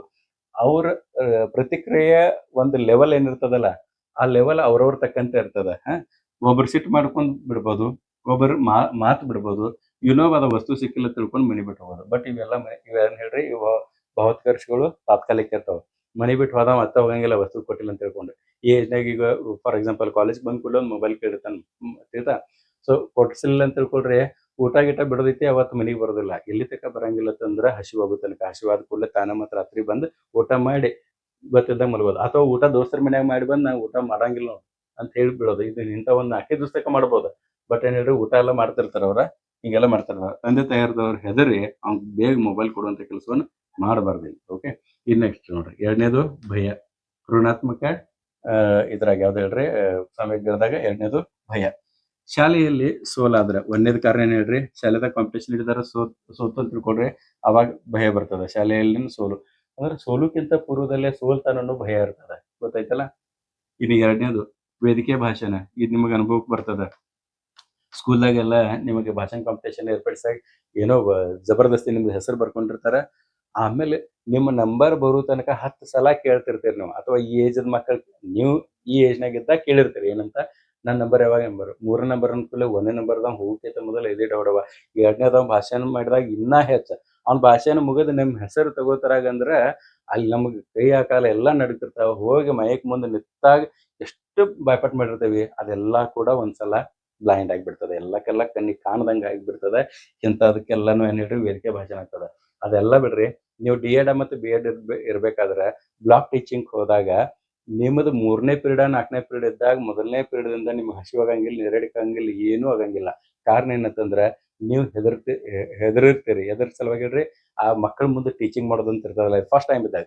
ಆಮೇಲೆ ರೂಢ ಆದ ಕೂಡಲೇ ಅದನ್ನ ಎಂಜಾಯ್ಮೆಂಟ್ ಮಾಡ್ತೀರಿ. ಬಟ್ ಆ ಟೈಮ್ದಾಗ ಹೆದರ್ತಿರಲ್ಲ. ಸೊ ವೇದಿಕೆ ಭಾಷಣ ಇರಲಿ, ಸ್ಕೂಲ್ದಾಗ ಮಕ್ಕಳ ಮುಂದೆ ಮಾತಾಡೋದಾಗ್ಲಿ, ಇವೆಲ್ಲಾನು ಕೂಡ ಹೆದರಿಕೆ ಆಗ್ತದೆ.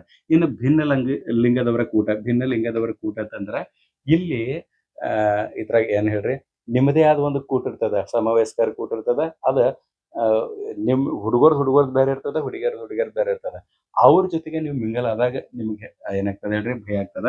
ಮತ್ತು ವ್ಯಂಗ್ಯ ಮಾತನಾಡುವವರ ಎದುರು ವ್ಯಂಗ್ಯ ಮಾತನಾಡ್ತಾರಲ್ಲ, ಟೀಸ್ ಮಾಡ್ತಿರ್ತಾರಲ್ಲ ಅಂತ ವ್ಯಕ್ತಿಗಳ ಮುಂದಿದ್ದಾಗೂ ಕೂಡ ನಿಮಗೆ ಭಯ ಆಗ್ತದೆ ಅಂತ ವ್ಯಕ್ತಿಗಳ ಜೋಡಿ ಕೂತಿದ್ವಿ ಅಂತ ತಿಳ್ಕೊಂತಿದ್ದ. ಸೊ ಇದಕ್ಕೆ ರೆಸ್ಪಾನ್ಸ್ ಏನಿರ್ತದೆ ಅನ್ನೋದು ನೋಡ್ರಿ. ಒಂದೇದು ಗಂಟಲು ಒಣಗೋದು, ಈಗ ಏನಿಲ್ಲ ಭಾಷಣದಾಗ ಗಂಟ್ಲು ಒಣಗಿ ಬರೋದು, ಆಮೇಲೆ ಬೆವರೋದು, ಆಮೇಲೆ ದಿಗ್ಭ್ರಮೆಗೊಳಗಾಗೋದು, ಫ್ರೀಜಿಂಗ್ ಅಂತ ಹೇಳಿ ಕರಿತೇವೆ. ಇವೆಲ್ಲಾನು ಪ್ರತಿಕ್ರಿಯೆಗಳಾಗ್ತಾವ. ತಿಳಿತಾ? ಇವು ಎರಡು ಕುರಿತು ಅಭ್ಯಾಸ ಮಾಡಿದ್ದೇನೆ. ಇನ್ನು ನೆಕ್ಸ್ಟ್ ನೋಡ್ರಿ, ಮೂರನೇದು ಚಿಂತೆ ಮತ್ತು ಕುತೂಹಲ. ಕುತೂಹಲ ಇದು ಧನಾತ್ಮಕ ಋಣಾತ್ಮಕ ಎರಡೂ ಆಗ್ಬೋದು, ಮತ್ತು ಅಸೂಯೆ. ಇವು ಎಲ್ಲ ಯಾವಾಗ ಆಗ್ತಾವತ್ತ ಋಣಾತ್ಮಕದಾಗ ನೋಡ್ರೆ. ಒಂದೇದು ಚಿಂತೆ ಎದಕ್ಕೆ ಆಗ್ತದೆ ಅನ್ನೋದು, ಇದು ಮೂರನೇ ಕಾರಣ. ಚಿಂತೆ, ಪರೀಕ್ಷೆಯ ಚಿಂತೆ. ಇದು ಸಾಮಾನ್ಯವಾಗಿ 13ರಿಂದ 18ನೇ ವಯಸ್ಸಿನ ತಾರುಣ್ಯಾವಸ್ಥೆ ಎಲ್ಲಾ ಮಕ್ಕಳಿಗೆ ಪರೀಕ್ಷಾ ಭಯ ಇರ್ತದೆ.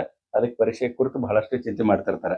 ಇನ್ನ ತರುಣಿಯರಲ್ಲಿ ಹೆಚ್ಚ ಹುಡುಗಿಯರಲ್ಲಿ ಒಂದು ಚಿಂತೆ ಬೇರೆನೇ ಇರ್ತದೆ. ಏನ್ ಹೇಳ್ರಿ, ಅದ್ ಎತ್ತರ ಕೊಡ್ತಂದ್ರೆ ಮುಖಲಕ್ಷಣ ಮತ್ತು ದೇಹದ ಮಾಟದ ಚಿಂತೆ, ದೇಹದ ಮೈಮಾಟದ ಚಿಂತೆ. ಅಂದ್ರೆ ಈಗ ಒಂದ್ ಸಣ್ಣ ಮುಖದ ಮ್ಯಾಗ ಪಿಂಪಲ್ ಎದಿತ್ತು ಅಂತ ತಿಳ್ಕೊಳ್ರಿ, ಅದೇನೋ ಗುಡ್ಡ ಕಿತ್ತು ತಲೆ ಮ್ಯಾಗ ಬಿದ್ದಂಗ್ ಮಾಡ್ತಿರ್ತಾರ ಹುಡುಗಿಯರು, ಗೊತ್ತೈತಲ್ಲ. ಕೆಲವೊಂದು ಹುಡುಗಿಯರಂತೂ ಮುಖದ ಮ್ಯಾಗ ಪಿಂಪಲ್ಸ್ ಇದ್ರೆ ಒಂದ್ 4 ದಿವಸ ಸ್ಕೂಲಿಗೆ ಹೋಗಂಗಿಲ್ಲ, ಕಾಲೇಜ್ಗೆ ಹೋಗಂಗಿಲ್ಲ. ಯಾಕಂದ್ರೆ ಅವ್ರಿಗೆ ಈ ಹಂತದಾಗ ಸೌಂದರ್ಯ ಪ್ರಜ್ಞೆ ಬಹಳ ಹೆಚ್ಚಾಗಿ ಬೆಳೆದಿರ್ತದ. ಇದು ಓನ್ಲಿ ಯಾರಿಗೇಳ್ರಿ, ಗರ್ಲ್ಸ್ ಬೆಳೆದಿರ್ತದ, ಬಾಯ್ಸ್ಗಿಲ್ಲ. ಸೌಂದರ್ಯ ಪ್ರಜ್ಞೆ ಅನ್ನೋದು ಹುಡುಗಿಯರಿಗೆ ಭಯಂಕರ ಬೆಳೆದಿರ್ತದ, ಹುಡುಗರಿಗೆ ಇರ್ತದ, ಅಷ್ಟಾಗಿ ಇರಂಗಿಲ್ಲ ಅದು, ತಿಳಿತಿಲ್ಲ. ಸೊ ಅವ್ರೇನ್ ಹೇಳ್ರಿ, ತಮ್ಮ ಮೈಮಾಟದ ಚಿಂತೆ ಮತ್ತು ಮುಖಲಕ್ಷಣದ ಚಿಂತೆ ಬಹಳ ಮಾಡ್ತಿರ್ತಾರೆ. ಹುಡುಗರು ಯಾವ ತರ ಚಿಂತೆ ಮಾಡ್ತಿರ್ತಾರ ಅಂದ್ರೆ, ಹಣ ಮತ್ತು ಸಾಮರ್ಥ್ಯದ ಚಿಂತೆ. ಅವ್ರಿಗೆ ದುಡ್ಡು ಸಿಗಬೇಕು, ತಮ್ಮ ಸಾಮರ್ಥ್ಯವನ್ನು ತೋರ್ಪಡಿಸ್ಕೊಳ್ಳುವಂತ ಒಂದು ಸ್ಥಳ ಸಿಗ್ಬೇಕು, ಇಷ್ಟಾದ್ರೂ ಮುಗಿತವ್ರದು. ಈ ರೀತಿ ಚಿಂತೆ ಇರ್ತದ. ಇನ್ 4ನೇದು ಕುತೂಹಲ ನೋಡ್ರಿ. ಕುತೂಹಲ ಹೆಂಗಿರ್ತದಂದ್ರ, ಈ ಏಜ್ದ ಮಕ್ಕಳಿಗೆ ಲೈಂಗಿಕ ವಿಷಯಗಳ ಮತ್ತು ದೇಹದ ಬದಲಾವಣೆಗಳ ಬಗ್ಗೆ ಚಿಂತೆ ಇದಿರ್ತದೆ, ಕುತೂಹಲ ಇರ್ತದೆ. ಏನ್ರಿ ಕೇಳ್ಬೇಕು, ಇದು ಯಾಕೆ ಬದಲಾವಣೆ ಆಕೈತಿ, ನನಗೆ ಅಷ್ಟೇ ಹೆಂಗ ಆಕಿತ್ತು ಅಥವಾ ಎಲ್ಲರಿಗೂ ಆಕಿತ್ತು, ಹುಡುಗಿಯರಲ್ಲಿ ಬಹಳ ಇರ್ತದ, ತಿಳಿತಾ? ಸೊ ಅದು ಇದ್ದಾಗ ಯಾರಿಗೆ ಕೇಳ್ಬೇಕು ಅನ್ನೋದು ಗೊಂದಲ ಬಹಳ ಇರ್ತದ. ಅದಕ್ಕೆ ಈ ಹಂತದ ಮಕ್ಕಳಿಗೆ ಟೀಚ್ ಮಾಡುವಂತ ಟೀಚರ್ಸ್ ಏನಿರ್ತಾರಲ್ಲ, ಅವ್ರ ಆಸ್ ಅ ಫ್ರೆಂಡ್ ಹಂಗ ಅವ್ರನ್ನ ಟ್ರೀಟ್ ಮಾಡಿ ಮಕ್ಕಳಲ್ಲಿ ಆಗುವಂತ ಬದಲಾವಣೆಗಳಿಗೆ ಅದ್ ನೀವು ಹೇಳ್ಬೇಕು. ಇವೆಲ್ಲ ನಾರ್ಮಲ್, ನೈಸರ್ಗಿಕ, ಮತ್ತೆ ಇವು ಆಗ್ತಿರ್ತಾವ. ಇವ್ ಮುಂದೆ ಏನಾಗ್ತದ, ಈ ತರದೆಲ್ಲ ಸರಿಯಾದ ಮಾಹಿತಿಯನ್ನ ಮಕ್ಕಳಿಗೆ ಕೊಟ್ಟಿದ್ದೈತೆ ಅಂತ ತಿಳ್ಕೊಳ್ರಿ. ಆ ಕ್ಯೂರಿಯಾಸಿಟಿಯನ್ನ ತನಿಸುವ ಕೆಲಸ ಟೀಚರ್ ಮಾಡ್ಬೇಕು. ಅವಾಗ ಗ್ರೋತ್ ಪರ್ಫೆಕ್ಟ್ ವೇದಾಗ ಆಗ್ತದ, ತಿಳಿತಾ? ಇನ್ ಕೇಸ್ ಆ ಕುತೂಹಲಗಳಿಗೆ ಇನ್ನಷ್ಟು ಸಮಸ್ಯೆಗಳನ್ನ ಮಾಡಿಟ್ರಿ, ಅದನ್ನ ಕೇಳಕ್ ಅವಕಾಶ ಮಾಡಲ್ಲ. ಈಗ ಎಷ್ಟೋ ಹುಡುಗಿಯರಿಗೆ ಏನೋ ಸಮಸ್ಯೆಗಳಾದಾಗ ತಿಳ್ಕೊಳಂಗೆ ಇಲ್ಲ, ಹಂಗ ಕೂತ್ ಬಿಟ್ಟಿರ್ತಾವ ಕ್ಲಾಸ್ದಾಗೆಲ್ಲ, ತಿಳಿತಾ? ಸೊ ಈ ರೀತಿ ಆಗ್ಬಾರ್ದಂಗ ಆಸ್ ಅ ಫ್ರೆಂಡ್ಲಿ ನೀವು ಅವ್ರನ್ನ ಟ್ರೀಟ್ ಮಾಡ್ಬೇಕು. ಅವಾಗ ನಿಮ್ಮ ಮ್ಯಾಗ ನಂಬಿಕೆನೂ ಹೆಚ್ಚಾಗ್ತದೆ, ಅವ್ರ ಸರಿ ದಾರಿಯಲ್ಲಿ ಡೆವಲಪ್ಮೆಂಟ್ ಆಗ್ತದೆ, ತಿಳಿತಾ? ಸೊ ಅದನ್ನ ಅವ್ರು ಹೆಂಗೆ ವ್ಯಕ್ತಪಡಿಸಿರ್ತಾರೆ ಅಂದ್ರೆ, ಕ್ವಶನ್ ಕೇಳೋದ್ರ ಮೂಲಕ ಅಥವಾ ಟೀಕೆಗಳ ಮೂಲಕನೂ ಕೂಡ ವ್ಯಕ್ತಪಡಿಸುವಂತ ಸಂದರ್ಭ ಇರ್ತದೆ. ಇನ್ ನೆಕ್ಸ್ಟ್ 5ನೇದು ಯಾವ್ದಂದ್ರೆ ಅಸೂಯೆ, ಜಲಸಿ. ಇಲ್ಲಿ ಕಲಿಕೆಯಲ್ಲಿ ಮುಂದಿರುವಂತ ಮಕ್ಕಳು ನೋಡಿ ಜಲಸಾಗ್ತಾರೆ. ಇದು ಸೇಮ್ ಮುಂದುವರಿತದೆ ಇಲ್ಲಿ ಕೂಡ. ಆಮೇಲೆ ಇನ್ನೊಂದು ಹೆಚ್ಚಂದ್ರೆ, ಹಿಂದಿನಿಂದ ನಮ್ನ ಯಾರಾದ್ರೂ ಟೀಸ್ ಮಾಡ್ತಿದ್ದಾರೆ, ನಿಂದಿಸ್ತಿದ್ದಾರೆ ಅಂತ ತಿಳ್ಕೊಡ್ರಿ, ಆ ವಿಷಯ ಗೊತ್ತಾಯ್ತು ಅಂತ ತಿಳ್ಕೊಡ್ರಿ, ಅವ್ರ ಬದ್ಲಿ ಬಹಳ ಅಸೂಯೆ ಆಗ್ತದ. ಎದುರಿಗೆ ಬಂದಾಗ ಅವ್ರು ಗುಡ್ ಮಾರ್ನಿಂಗ್ ಅಂತ ಹೇಳಿದ್ರು ಇವಂಗೆ ಎಲ್ಲಿ ಗುಡ್ ಮಾರ್ನಿಂಗ್ ಹೇಳೋದಂತ ಅನ್ಸ್ಬಿಡ್ತದ. ದೊಡ್ಡ ವ್ಯಕ್ತಿ ಇರ್ಲಿ, ಸಣ್ಣ ಇರ್ಲಿ, ಅಥವಾ ತಮ್ಮ ಫ್ರೆಂಡ್ ಇರ್ಲಿ, ಈ ರೀತಿ ಅನಿಸ್ತದೆ, ತಿಳಿತಾ? ಹುಲಿ ದ್ರಾಕ್ಷಿ ಹಿಂಡುವ ಮನೋಭಾವದವರು ಅಂತ ಹೇಳಿ ಕರಿತೀವಿ ನಾವು ಅದಕ್ಕೆ. ಓಕೆ. ಇನ್ನು ಧನಾತ್ಮಕ ಸಂವೇಗಗಳು ನೋಡ್ಬೇಕಾದ್ರೆ, ಒಂದೇದು ಸಂತೋಷ ಮತ್ತು ಪ್ರೀತಿ, ತಿಳಿತಾ? ಇವು ಎರಡು ಎದಕ್ಕೆ ಆಗ್ತಾವಂದ್ರೆ, ಸಂತೋಷ ಅಥವಾ ಹರ್ಷ, ಜೈನಸ್ ಅಂತ ಕರಿತಲ್ಲ. ಇದಕ್ಕೆ ಕಾರಣ ಅಂದ್ರೆ, ಸಾಧನೆ ಮಾಡಿದಾಗ, ಏನಾದ್ರೂ ಒಂದು ಸಾಧನೆ ಅಚೀವ್ಮೆಂಟ್ ಮಾಡಿದಾರೆ ಅಂತ ತಿಳ್ಕೊಡ್ರಿ, ಅವಾಗ ಆಗ್ತದೆ. ಕ್ರೀಡೆಯಲ್ಲಿ ಮುನ್ನಡೆ ಆದಾಗ, ವಿದ್ಯಾರ್ಥಿ ಸಂಘದ ಪದಾಧಿಕಾರಿ ಆದಾಗ, ಈ ಹಂತದಾಗೆಲ್ಲ ಅಂತ ಸಣ್ಣ ಸಣ್ಣ ಅಚೀವ್ಮೆಂಟ್ಸ್ ಬಹಳಷ್ಟು ಖುಷಿ ಆಗ್ಬಿಡ್ತದೆ, ತಿಳಿತಾ? ಇದಕ್ಕೆ ಪ್ರತಿಕ್ರಿಯೆ ಹೆಂಗಂದ್ರೆ, ಮುಗುಳ್ ನಗೋದು, ಹರ್ಷವನ್ನು ವ್ಯಕ್ತಪಡಿಸೋದು, ಹರ್ಷ ಚಿತ್ತದಿಂದ ಇನ್ನೊಬ್ಬರ ನೋಡೋದು, ಅತಿ ಖುಷಿಯಿಂದ ಇನ್ನೊಬ್ಬರು ನೋಡೋದು, ಇಂಥವು ಎಲ್ಲಾನು ಕೂಡ ಅದಕ್ಕೆ ಪ್ರತಿಕ್ರಿಯೆ ಇರ್ತಾವ. 2ನೇದು ಏನಂತಂದ್ರೆ ಪ್ರೀತಿ ಅಂತ, ತಿಳಿತಾ? ಸೊ ಲವ್, ಅಫೆಕ್ಷನ್, ಇದು ಈ ಹಂತದಾಗ ಬಹಳಷ್ಟು ಬೆಳೀತದ. ಪ್ರೀತಿ ಅಥವಾ ಅಫೆಕ್ಷನ್ ಅಂತ ಹೇಳಿ, ಲವ್ ಆರ್ ಅಫೆಕ್ಷನ್ ಅಂತ ಹೇಳ್ತೀವಲ್ಲ. ಹುಡುಗಿದ್ರೆ ಹುಡುಗಿ ಬದಲಿ ಅಫೆಕ್ಷನ್, ಹುಡುಗಿದ್ರೆ ಹುಡುಗನ ಬದಲಿ ಅಫೆಕ್ಷನ್ ಇರ್ತದಲ್ಲ, ಹೆಚ್ಚಾಗ್ತದೆ. ಇಲ್ಲಿ ಯಾಕೆ ಹೆಚ್ಚಾಗ್ತದ ಅನ್ನೋದು ನೋಡ್ರಿ. ಒಂದೇದು, ಸುರಕ್ಷತಾ ಭಾವ ನೀಡುವವರನ್ನು ಅತಿಯಾಗಿ ಪ್ರೀತಿಸುತ್ತಾರೆ. ಸುರಕ್ಷತಾ ಭಾವ, ಒಂದು ಹುಡುಗಿ ಇವರಿಂದ ನಂಗೆ ಸೇಫ್ಟಿ ಇದೆ ಅಂತ ಅನಿಸ್ತಂತ ತಿಳ್ಕೊಳ್ರಿ, ಅವಾಗ ಅವ್ರ ಬದಲಿ ಪ್ರೀತಿ ಅನಿಸ್ತದ, ತಿಳಿತಾ? ಒಬ್ಬ ಹುಡುಗನಿಗೆ ಇವಳು ನನ್ನ ಬದಲಿ ಬಹಳ ಚಂದ ಕಾಳಜಿ ಮಾಡ್ತಾಳು ಅಂತ ಆ ಹುಡುಗಿ ಬದಲಿ ಅನಿಸ್ತಂತ ತಿಳ್ಕೊಳ್ರಿ, ಅವಾಗ ಅವ್ರ ಪ್ರೀತಿ ಅಫೆಕ್ಷನ್ ಏನಾಗ್ತದೆ, ಬೆಳಿತದ ತನ್ನ, ತಿಳಿತಾ? ಅವಾಗ ಅವ್ರ ಮನಸ್ಥಿತಿ ಹೆಂಗಾಗ್ತದೆ ಅಂದ್ರೆ, ಪ್ರೀತಿ ಪಾತ್ರಗಾಗಿ ಯಾವುದೇ ನೆರವು ನೀಡಲು ಸಿದ್ಧ, ಹೇಳ್ತಿಲ್ಲ? ಈ ಏಜ್ನಾಗ ಮತ್ತೆ ಇದು ತಾತ್ಕಾಲಿಕ, ಅದು ಪರ್ಫೆಕ್ಟ್ ಇರ್ತದ. ಅದು ರಿಯಲ್ ಲವ್, ಅಫೆಕ್ಷನು ಅದು ಏನೂ ಗೊತ್ತಿರಂಗಿಲ್ಲ. ಒಂದ್ ಹುಡುಗಿ ಬಂದ್ ಹುಡುಗನ ಕಡೆಗೆ ಅಂದ್ರೆ ಈ ತಾ ಮೆಚ್ಚುವಂತ ಹುಡುಗಿ ಹುಡುಗನ ಕಡೆಗೆ ಬಂದ ಏನಾದ್ರೂ ಒಂದ್ ಸ್ವಲ್ಪ ವಸ್ತುಗಳನ್ನ ಕೇಳ ತಿಳ್ಕೊಳ್ರಿ, ನಂಗೆ ಈ ವಸ್ತು ಬೇಕಾಗಿತ್ತಂದ್ರೆ ಇವನ್ ಕಡೆ ದುಡ್ಡು ಇರ್ದಿದ್ರು ಅದನ್ನ ತಂದು ಕೊಡ್ತಾನ ತಂದು ಬೇರೆ ಕಡೆ ಹೋಗಿ ಸಾಲ ಮಾಡ್ರಿ ಅದ್ ವಸ್ತು ತಂದು ಕೊಡುವಂತ ಕೆಲಸ ಮಾಡ್ತಾನೆ. ಯಾಕಂದ್ರಿ ಪ್ರೀತಿ ಪಾತ್ರಗಾಗಿ ಯಾವುದೇ ನೆರವು ನೀಡಲು ಸಿದ್ಧ, ಎಂತದ್ ಬೇಕಂತಂದ್ ಇರ್ಲದ. ಮನ್ಯಾಗ ಸುಳ್ಳು ಹೇಳ್ರಿ ಯಾಕೆ ದುಡ್ಡು ಹೋದವು ಆ ಹುಡುಗಿಗೆ ಏನಾರ ವಸ್ತುಗಳನ್ನ ಕೊಡಿಸ್ತಾನೆ ತಿಳಿತಾ. ಇನ್ನೆಷ್ಟ ವ್ಯಕ್ತಿಯನ್ನು ಆರಾಧ್ಯ ದೈವವನ್ನಾಗಿ ಹೀರೋ ವರ್ಷಿಪ್ ಅಂತ ಹೇಳ್ತಿರ್ತಾರೆ ಮಾಡಿಕೊಳ್ಳೋದು. ಈ ಹಂತದಾಗಿ ಯಾರಾದ್ರೂ ವ್ಯಕ್ತಿಯವ್ರಿಗೆ ಲೈಕ್ ಆಗ್ತಾರಲ್ಲ ಅವ್ರನ್ನ ಹೀರೋ ವರ್ಷಿಪ್ ಅಂತಂದ್ರ ಅವರ ಸಾಕ್ಷಾತ್ ದೇವ್ರ ಅಂತ ಹೇಳಿ ಅಂತಾರೆ. ಇದು ಎಷ್ಟು ಬೇರೆ ಬೇರೆ ವಿಷಯಗಳ ಕಡೆಗೆ ತಲೆ ಹಾಕ್ತದಲ್ಲ ಅಷ್ಟು ಒಳ್ಳೆ ಗುಣಗಳ ಕಡೆಗೂ ತಲೆ ಹಾಕ್ತದೆ. ಒಬ್ಬ ಟೀಚರ್ ಅಗ್ರಿ ಚಲೋ ಟೀಚ್ ಮಾಡ್ತಿದ್ದ ಅಂತ ತಿಳ್ಕೊಳ್ರಿ, ಹುಡುಗರು ಅವ್ರನ್ನ ಆಸ್ ಎ ಟೀಚರ್ ಅಂತ ನೋಡಂಗಿಲ್ಲ, ಗುರು ಅಂತ ನೋಡಂಗಿಲ್ಲ, ಅವ್ರನ್ನ ದೇವ್ರ ಅಂತ ಹೇಳಿ ನೋಡ್ತಾರೆ. ಹಂಗ ಅಪ್ಪ ಅಮ್ಮನ ವಿಷಯದಾಗೂ ಕೂಡ ಅವ್ರ ಒಳ್ಳೆ ಆರೈಕೆ ಮಾಡ್ತಿದ್ರ ಅಂತ ತಿಳ್ಕೊಳ್ರಿ, ಅವ್ರಿಗೆ ಇಷ್ಟು ಬೆಲೆ ಕೊಡ್ತಾವ, ಅವರನ್ನ ದೇವ್ರ ಅಂತ ಹೇಳಿ ಅವು ತಿಳ್ಕೊಳ್ತಾವ ತಿಳಿತಾ. ಸೊ ಇದು ಪ್ರೀತಿ ಮತ್ತು ಅಫೆಕ್ಷನ್ ಅಂತ. ಇನ್ ನೆಕ್ಸ್ಟ್ ಭಾವ ಪರಿಪಕ್ವತೆ ಅಂತಂದಂಗೆ. ಭಾವ ಪರಿಪಕ್ವತೆ ಈ ಕಾನ್ಸೆಪ್ಟ್ದಾಗ ಲಾಸ್ಟ್ ಪಾಯಿಂಟ್ ಇದೆ. ಭಾವ ಪರಿಪಕ್ವತೆ ಅಂತಂದ್ರೆ ಹೇಳ್ರಿ ಭಾವನೆಗಳನ್ನ ನಿಯಂತ್ರಿಸುವುದು ಅಂತಂದಂಗೆ. ಇಲ್ಲಿ ಉದಾಹರಣೆಗೆ ಇಲ್ಲಿ ಹೇಳ್ತಾ ನೋಡ್ರಿ ಅರ್ಥ ಏನದಲ್ಲ ಇಲ್ಲಿ ಅದ ನೋಡ್ರಿ. ಎಲ್ಲಿ, ಯಾವಾಗ, ಎಷ್ಟು ಮತ್ತು ಹೇಗೆ ನಮ್ಮ ಭಾವನೆಗಳನ್ನು ವ್ಯಕ್ತಪಡಿಸಬೇಕು ಎಂದು ತಿಳಿದುಕೊಳ್ಳುವ ಭಾವವೇ ಭಾವ ಪರಿಪಕ್ವತೆ. ಬೇಡದವರು ವ್ಯಕ್ತಿ ಮುಂದೆ ನೀವು ಕುಂತ ಏನಾದ್ರೂ ವಿಷಯ ಹೇಳಕದ್ರಕ್ಕೆ ನೀವು ತಿಳ್ಕೊಳ್ಬೇಕು ಅವಂಗ ಈ ವಿಷಯ ಬೇಕಾಗಿತ್ತು ಅಥವಾ ಬೇಡಾಗಿತ್ತು. ಅವ್ನ ಮುಖ ತಿರ್ಸ್ಕೊಂಡ್ ಅತ್ತ ನೋಡತ್ತಾನ ನೀವು ಹಂಗೆ ಹೇಳತ್ತೀರಿ. ಹಿಂಗ್ ಹೇಳಿದಾಗ ಏನಾಗ್ತದ ಅಂತಂದ್ರೆ ಅದು ನಿಮ್ಗೆ ಭಾವನೆಗಳ ಮೇಲೆ ಕಂಟ್ರೋಲ್ ಇಲ್ದಂಗೆ ಆತದಂಗೆ. ಸೊ ಭಾವನೆಗಳ ಮೇಲೆ ಕಂಟ್ರೋಲ್ ಬರ್ಬೇಕಾದ್ರೆ ಇಷ್ಟು ಮಾಡ್ಬೇಕು, ಅದಕ್ಕೆ ಪರಿಪಕ್ವತೆ ಅಂತ ಹೇಳ್ಕರ್ತೇವೆ. ಭಾವನೆಗಳ ಮೇಲೆ ಪರಿಪಕ್ವತೆ ಸಾಧಿಸುವುದೇ ಭಾವ ಪರಿಪಕ್ವತೆ ಅಂದಂಗೆ ತಿಳಿತಿಲ್ಲ. ಇನ್ ನೋಡ್ರಿ ಸಮಾಜ ಇದಕ್ಕೆ ಹಂಗ್ ಸಾಧಿಸಬಹುದು ಅನ್ನೋದು. ಸಮಾಜ ಒಪ್ಪುವ ರೀತಿಯಲ್ಲಿ ಸಮಯ ಸಂದರ್ಭಗಳನ್ನು ಅರಿತು ಭಾವೋದ್ವೇಗಗಳನ್ನು ಸಮರ್ಪಕವಾಗಿ ವ್ಯಕ್ತಪಡಿಸುವುದು ಮತ್ತ ತಮ್ಮ ಭಾವನೆಗಳ ಮೇಲೆ ಸಂಪೂರ್ಣ ಹಿಡಿತ ಸಾಧಿಸುವುದಕ್ಕೆ ನಾವು ಭಾವ ಪರಿಪಕ್ವತೆ ಅಂತ ಹೇಳ್ತಿರ್ತೀವಿ. ಈ ತರ ಎರಡು ನಮ್ಮ ದೇಹದ ಭಾಗಗಳು ಕೆಲಸ ಮಾಡ್ತಾವ. ಒಂದು ಹೃದಯ, ಯಾಕಂದ್ರೆ ಭಾವನೆಗಳು ಹುಟ್ಟೋದ ಹೃದಯದಲ್ಲಿ ಹೇಳ್ತಾ. ಇನ್ನು ಇದನ್ನ ಕಂಟ್ರೋಲ್ ಮಾಡೋದೈತ್ಲ ಅದು ಎಲ್ಲೈತಂದ್ರೆ ಮಿದುಳು ಮಾಡ್ತದೆ ಹೇಳ್ತಾ. ಮಿದುಳು ಅದನ್ನ ಕಂಟ್ರೋಲ್ ಮಾಡ್ತದೆ.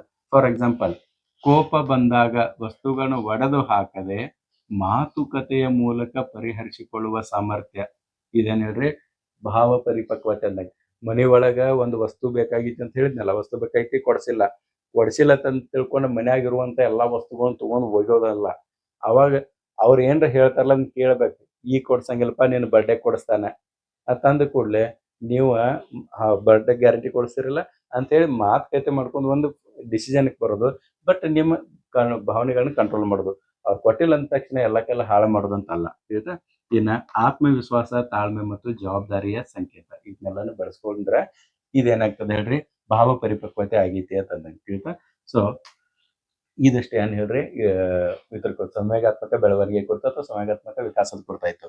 ಇನ್ನ ಈ ಒಂದು ಸ್ಕೂಲ್ನಾಗ ಏನ್ ಮಾಡ್ತಾರ ಅಂತಂದ್ರೆ ಈ ಭಾವನೆಗಳನ್ನ ಕಂಟ್ರೋಲ್ ತರೋ ಸಲುವಾಗಿ ಅವ್ರ ಮೈಂಡ್ ಅನ್ನ ಬಿಜಿಯಾಗಿ ಇಡ್ಲಿಕ್ಕೆ ಪ್ರಯತ್ನ ಮಾಡ್ತಾರ. ವ್ಯಕ್ತಿಯನ್ನ ಬಿಜಿಯಾಗಿ ಇಡೋದು ಕಾರಣವ್ಯವಸ್ಥೆ ಮಕ್ಕಳನ್ನ ಹೆಂಗ್ ಇಡೋದು ಅಂತಂದ್ರೆ, ಒಂದೇದು ಅವ್ರ ಶಕ್ತಿಯನ್ನು ಎದಕ್ಕೆ ಬಳಸ್ಕೊಳ್ಳೋದು ಅನ್ನೋದು ನೋಡ್ರಿ. ಒಂದೇದು ಕಲೆ, ವಾಸ್ತುಶಿಲ್ಪ, ಚಿತ್ರ ರಚನೆ ಇಂಥ ಎಲ್ಲ ಕಾಂಪಿಟೇಷನ್ ಕಂಡಕ್ಟ್ ಮಾಡಿ ಇತರಾಗ ಅವ್ರು ಒಳ್ಳೆ ರೀತಿ ಪರ್ಫಾರ್ಮೆನ್ಸ್ ಮಾಡೋ ತಿಳ್ಕೊಡ್ರಿ ಆ ತರ ಗೈಡೆನ್ಸ್ ಮಾಡ್ಕೋತ ಅದ್ರಾಗ ಮುಂದುವರ್ಸೋದು ಅವ್ರನ್ನ. ಸೊ ಅವ್ರನ್ನ ಮೈಂಡ್ ಡೈವರ್ಟ್ ಆಗೋದನ್ನ ತಡಿಸೋದು ಅಂತ. ಎರಡನೇದು ಕೆಲವೊಂದಿಷ್ಟು ವಿದ್ಯಾರ್ಥಿಗಳಿಗೆ NCC, NSS ಮತ್ತು ಕ್ರೀಡೆ ಇಂಥ ಸಾಹಸದ ಕೆಲಸಗಳಿಗೆ ಆಯ್ಕೆ ಮಾಡೋದು ಅವ್ರ ಅದ್ರಾಗ ಬಿಜಿ ಮಾಡಿಬಿಡೋದು ತಾನೆ. ಅವಾಗ ಅವ್ರ ಕಂಟ್ರೋಲ್ ಆಗ್ತದೆ. ಭಾವನೆಗಳು ಕಂಟ್ರೋಲ್ ಹೆಂಗ್ ಆಗ್ತಾವ ಅಂದ್ರೆ NCC, NSS ಮತ್ತು ಈ ಆಟಗಳದಾಗೆಲ್ಲ ಡಿಸಿಪ್ಲಿನ್ ಏನು ಇರ್ತದಲ್ಲ ಅದು ಹೆಚ್ಚು ಭಾವನೆಗಳನ್ನ ಕಂಟ್ರೋಲ್ ಮಾಡೋದೇ ಇರ್ತದೆ. ತನಗ್ ಬೇಕಾದ್ ಮಾಡಿಸ್ಬೇಕು, ಇಲ್ಲಿ ಜಿಗ್ಬೇಕು ಅಲ್ಲಿ ಜಿಗ್ಬೇಕು ಅನ್ಸದ. ಬಟ್ NCCದಾಗ ಒಮ್ಮೆ ಆರ್ಡರ್ ಮಾಡಿರ್ಕ ಅದ್ ನಿಲ್ಲೋದಂದ್ರೆ ತಾಸ್ ತನಕ ನಿಲ್ಲೋದೇ ಇರ್ತದೆ ತಿಳಿತಿಲ್ಲ. ಸೊ ಇಂಥ ಡಿಸಿಪ್ಲಿನ್ ಎಲ್ಲಾನು ಇಲ್ಲಿ ಬರ್ತಾವ ತಾನೆ. ಇನ್ನು ಕೆಲವು ಜನ ಪ್ರಾರ್ಥನೆ, ಯೋಗ ಮತ್ತು ಧ್ಯಾನ ಇಂಥವೆಲ್ಲಾನು ಹಮ್ಮಿಕೊಳ್ಳೋದ್ರಿಂದನೂ ಕೂಡ ಭಾವಗಳು ಕಂಟ್ರೋಲ್ ಬರ್ತಾವ, ಭಾವನೆಗಳು ಕಂಟ್ರೋಲ್ ಬರ್ತಾವ. ಇದು ಕೇವಲ ವಯಸ್ಕರ ಇದು ತಾರುಣ್ಯಾವಸ್ಥೆ ಮಕ್ಕಳಿಗೆ ಅಷ್ಟೇ ಅಲ್ಲ, ನಮ್ಮ ಜೀವನದಾಗ ಭಾವನೆಗಳನ್ನ ಕಂಟ್ರೋಲ್ ಮಾಡಕಂತ ತಿಳ್ಕೊಡ್ರಿ ಸಕ್ಸಸ್ ರೇಟ್ ಹೆಚ್ಚಿರ್ತದ. ಸೊ ಈ ಹಂತದ ಮಕ್ಕಳಿಗೆ ಅದು ಬಹಳ ಅವಶ್ಯಕತೆ ಇದೆ ಅಂತಂದಂಗೆ ತಿಳಿತಾ. ಸೊ ಇದಿಷ್ಟು ಏನ್ ಹೇಳ್ರಿ ತಾರುಣ್ಯಾವಸ್ಥೆಯ ಮಕ್ಕಳ ಜ್ಞಾನಾತ್ಮಕ ವಿಕಾಸ ಮತ್ತು ಸಂವೇಗಾತ್ಮಕ ವಿಕಾಸದ ಕುರಿತಾಯ್ತು. ಇನ್ನು ಮುಂದಿನ ಅವಧಿಯಲ್ಲಿ ಇನ್ನು 2 ಉಳಿದಿದ್ದಾವ, ಸಾಮಾಜಿಕ ವಿಕಾಸ ಮತ್ತು ನೈತಿಕ ವಿಕಾಸ. ಈ 2 ಅಂಶಗಳ ಕುರಿತು ನಾವು ಅಭ್ಯಾಸ ಮಾಡೋಣ. ಅಲ್ಲಿವರೆಗೂ ನಮಸ್ಕಾರ.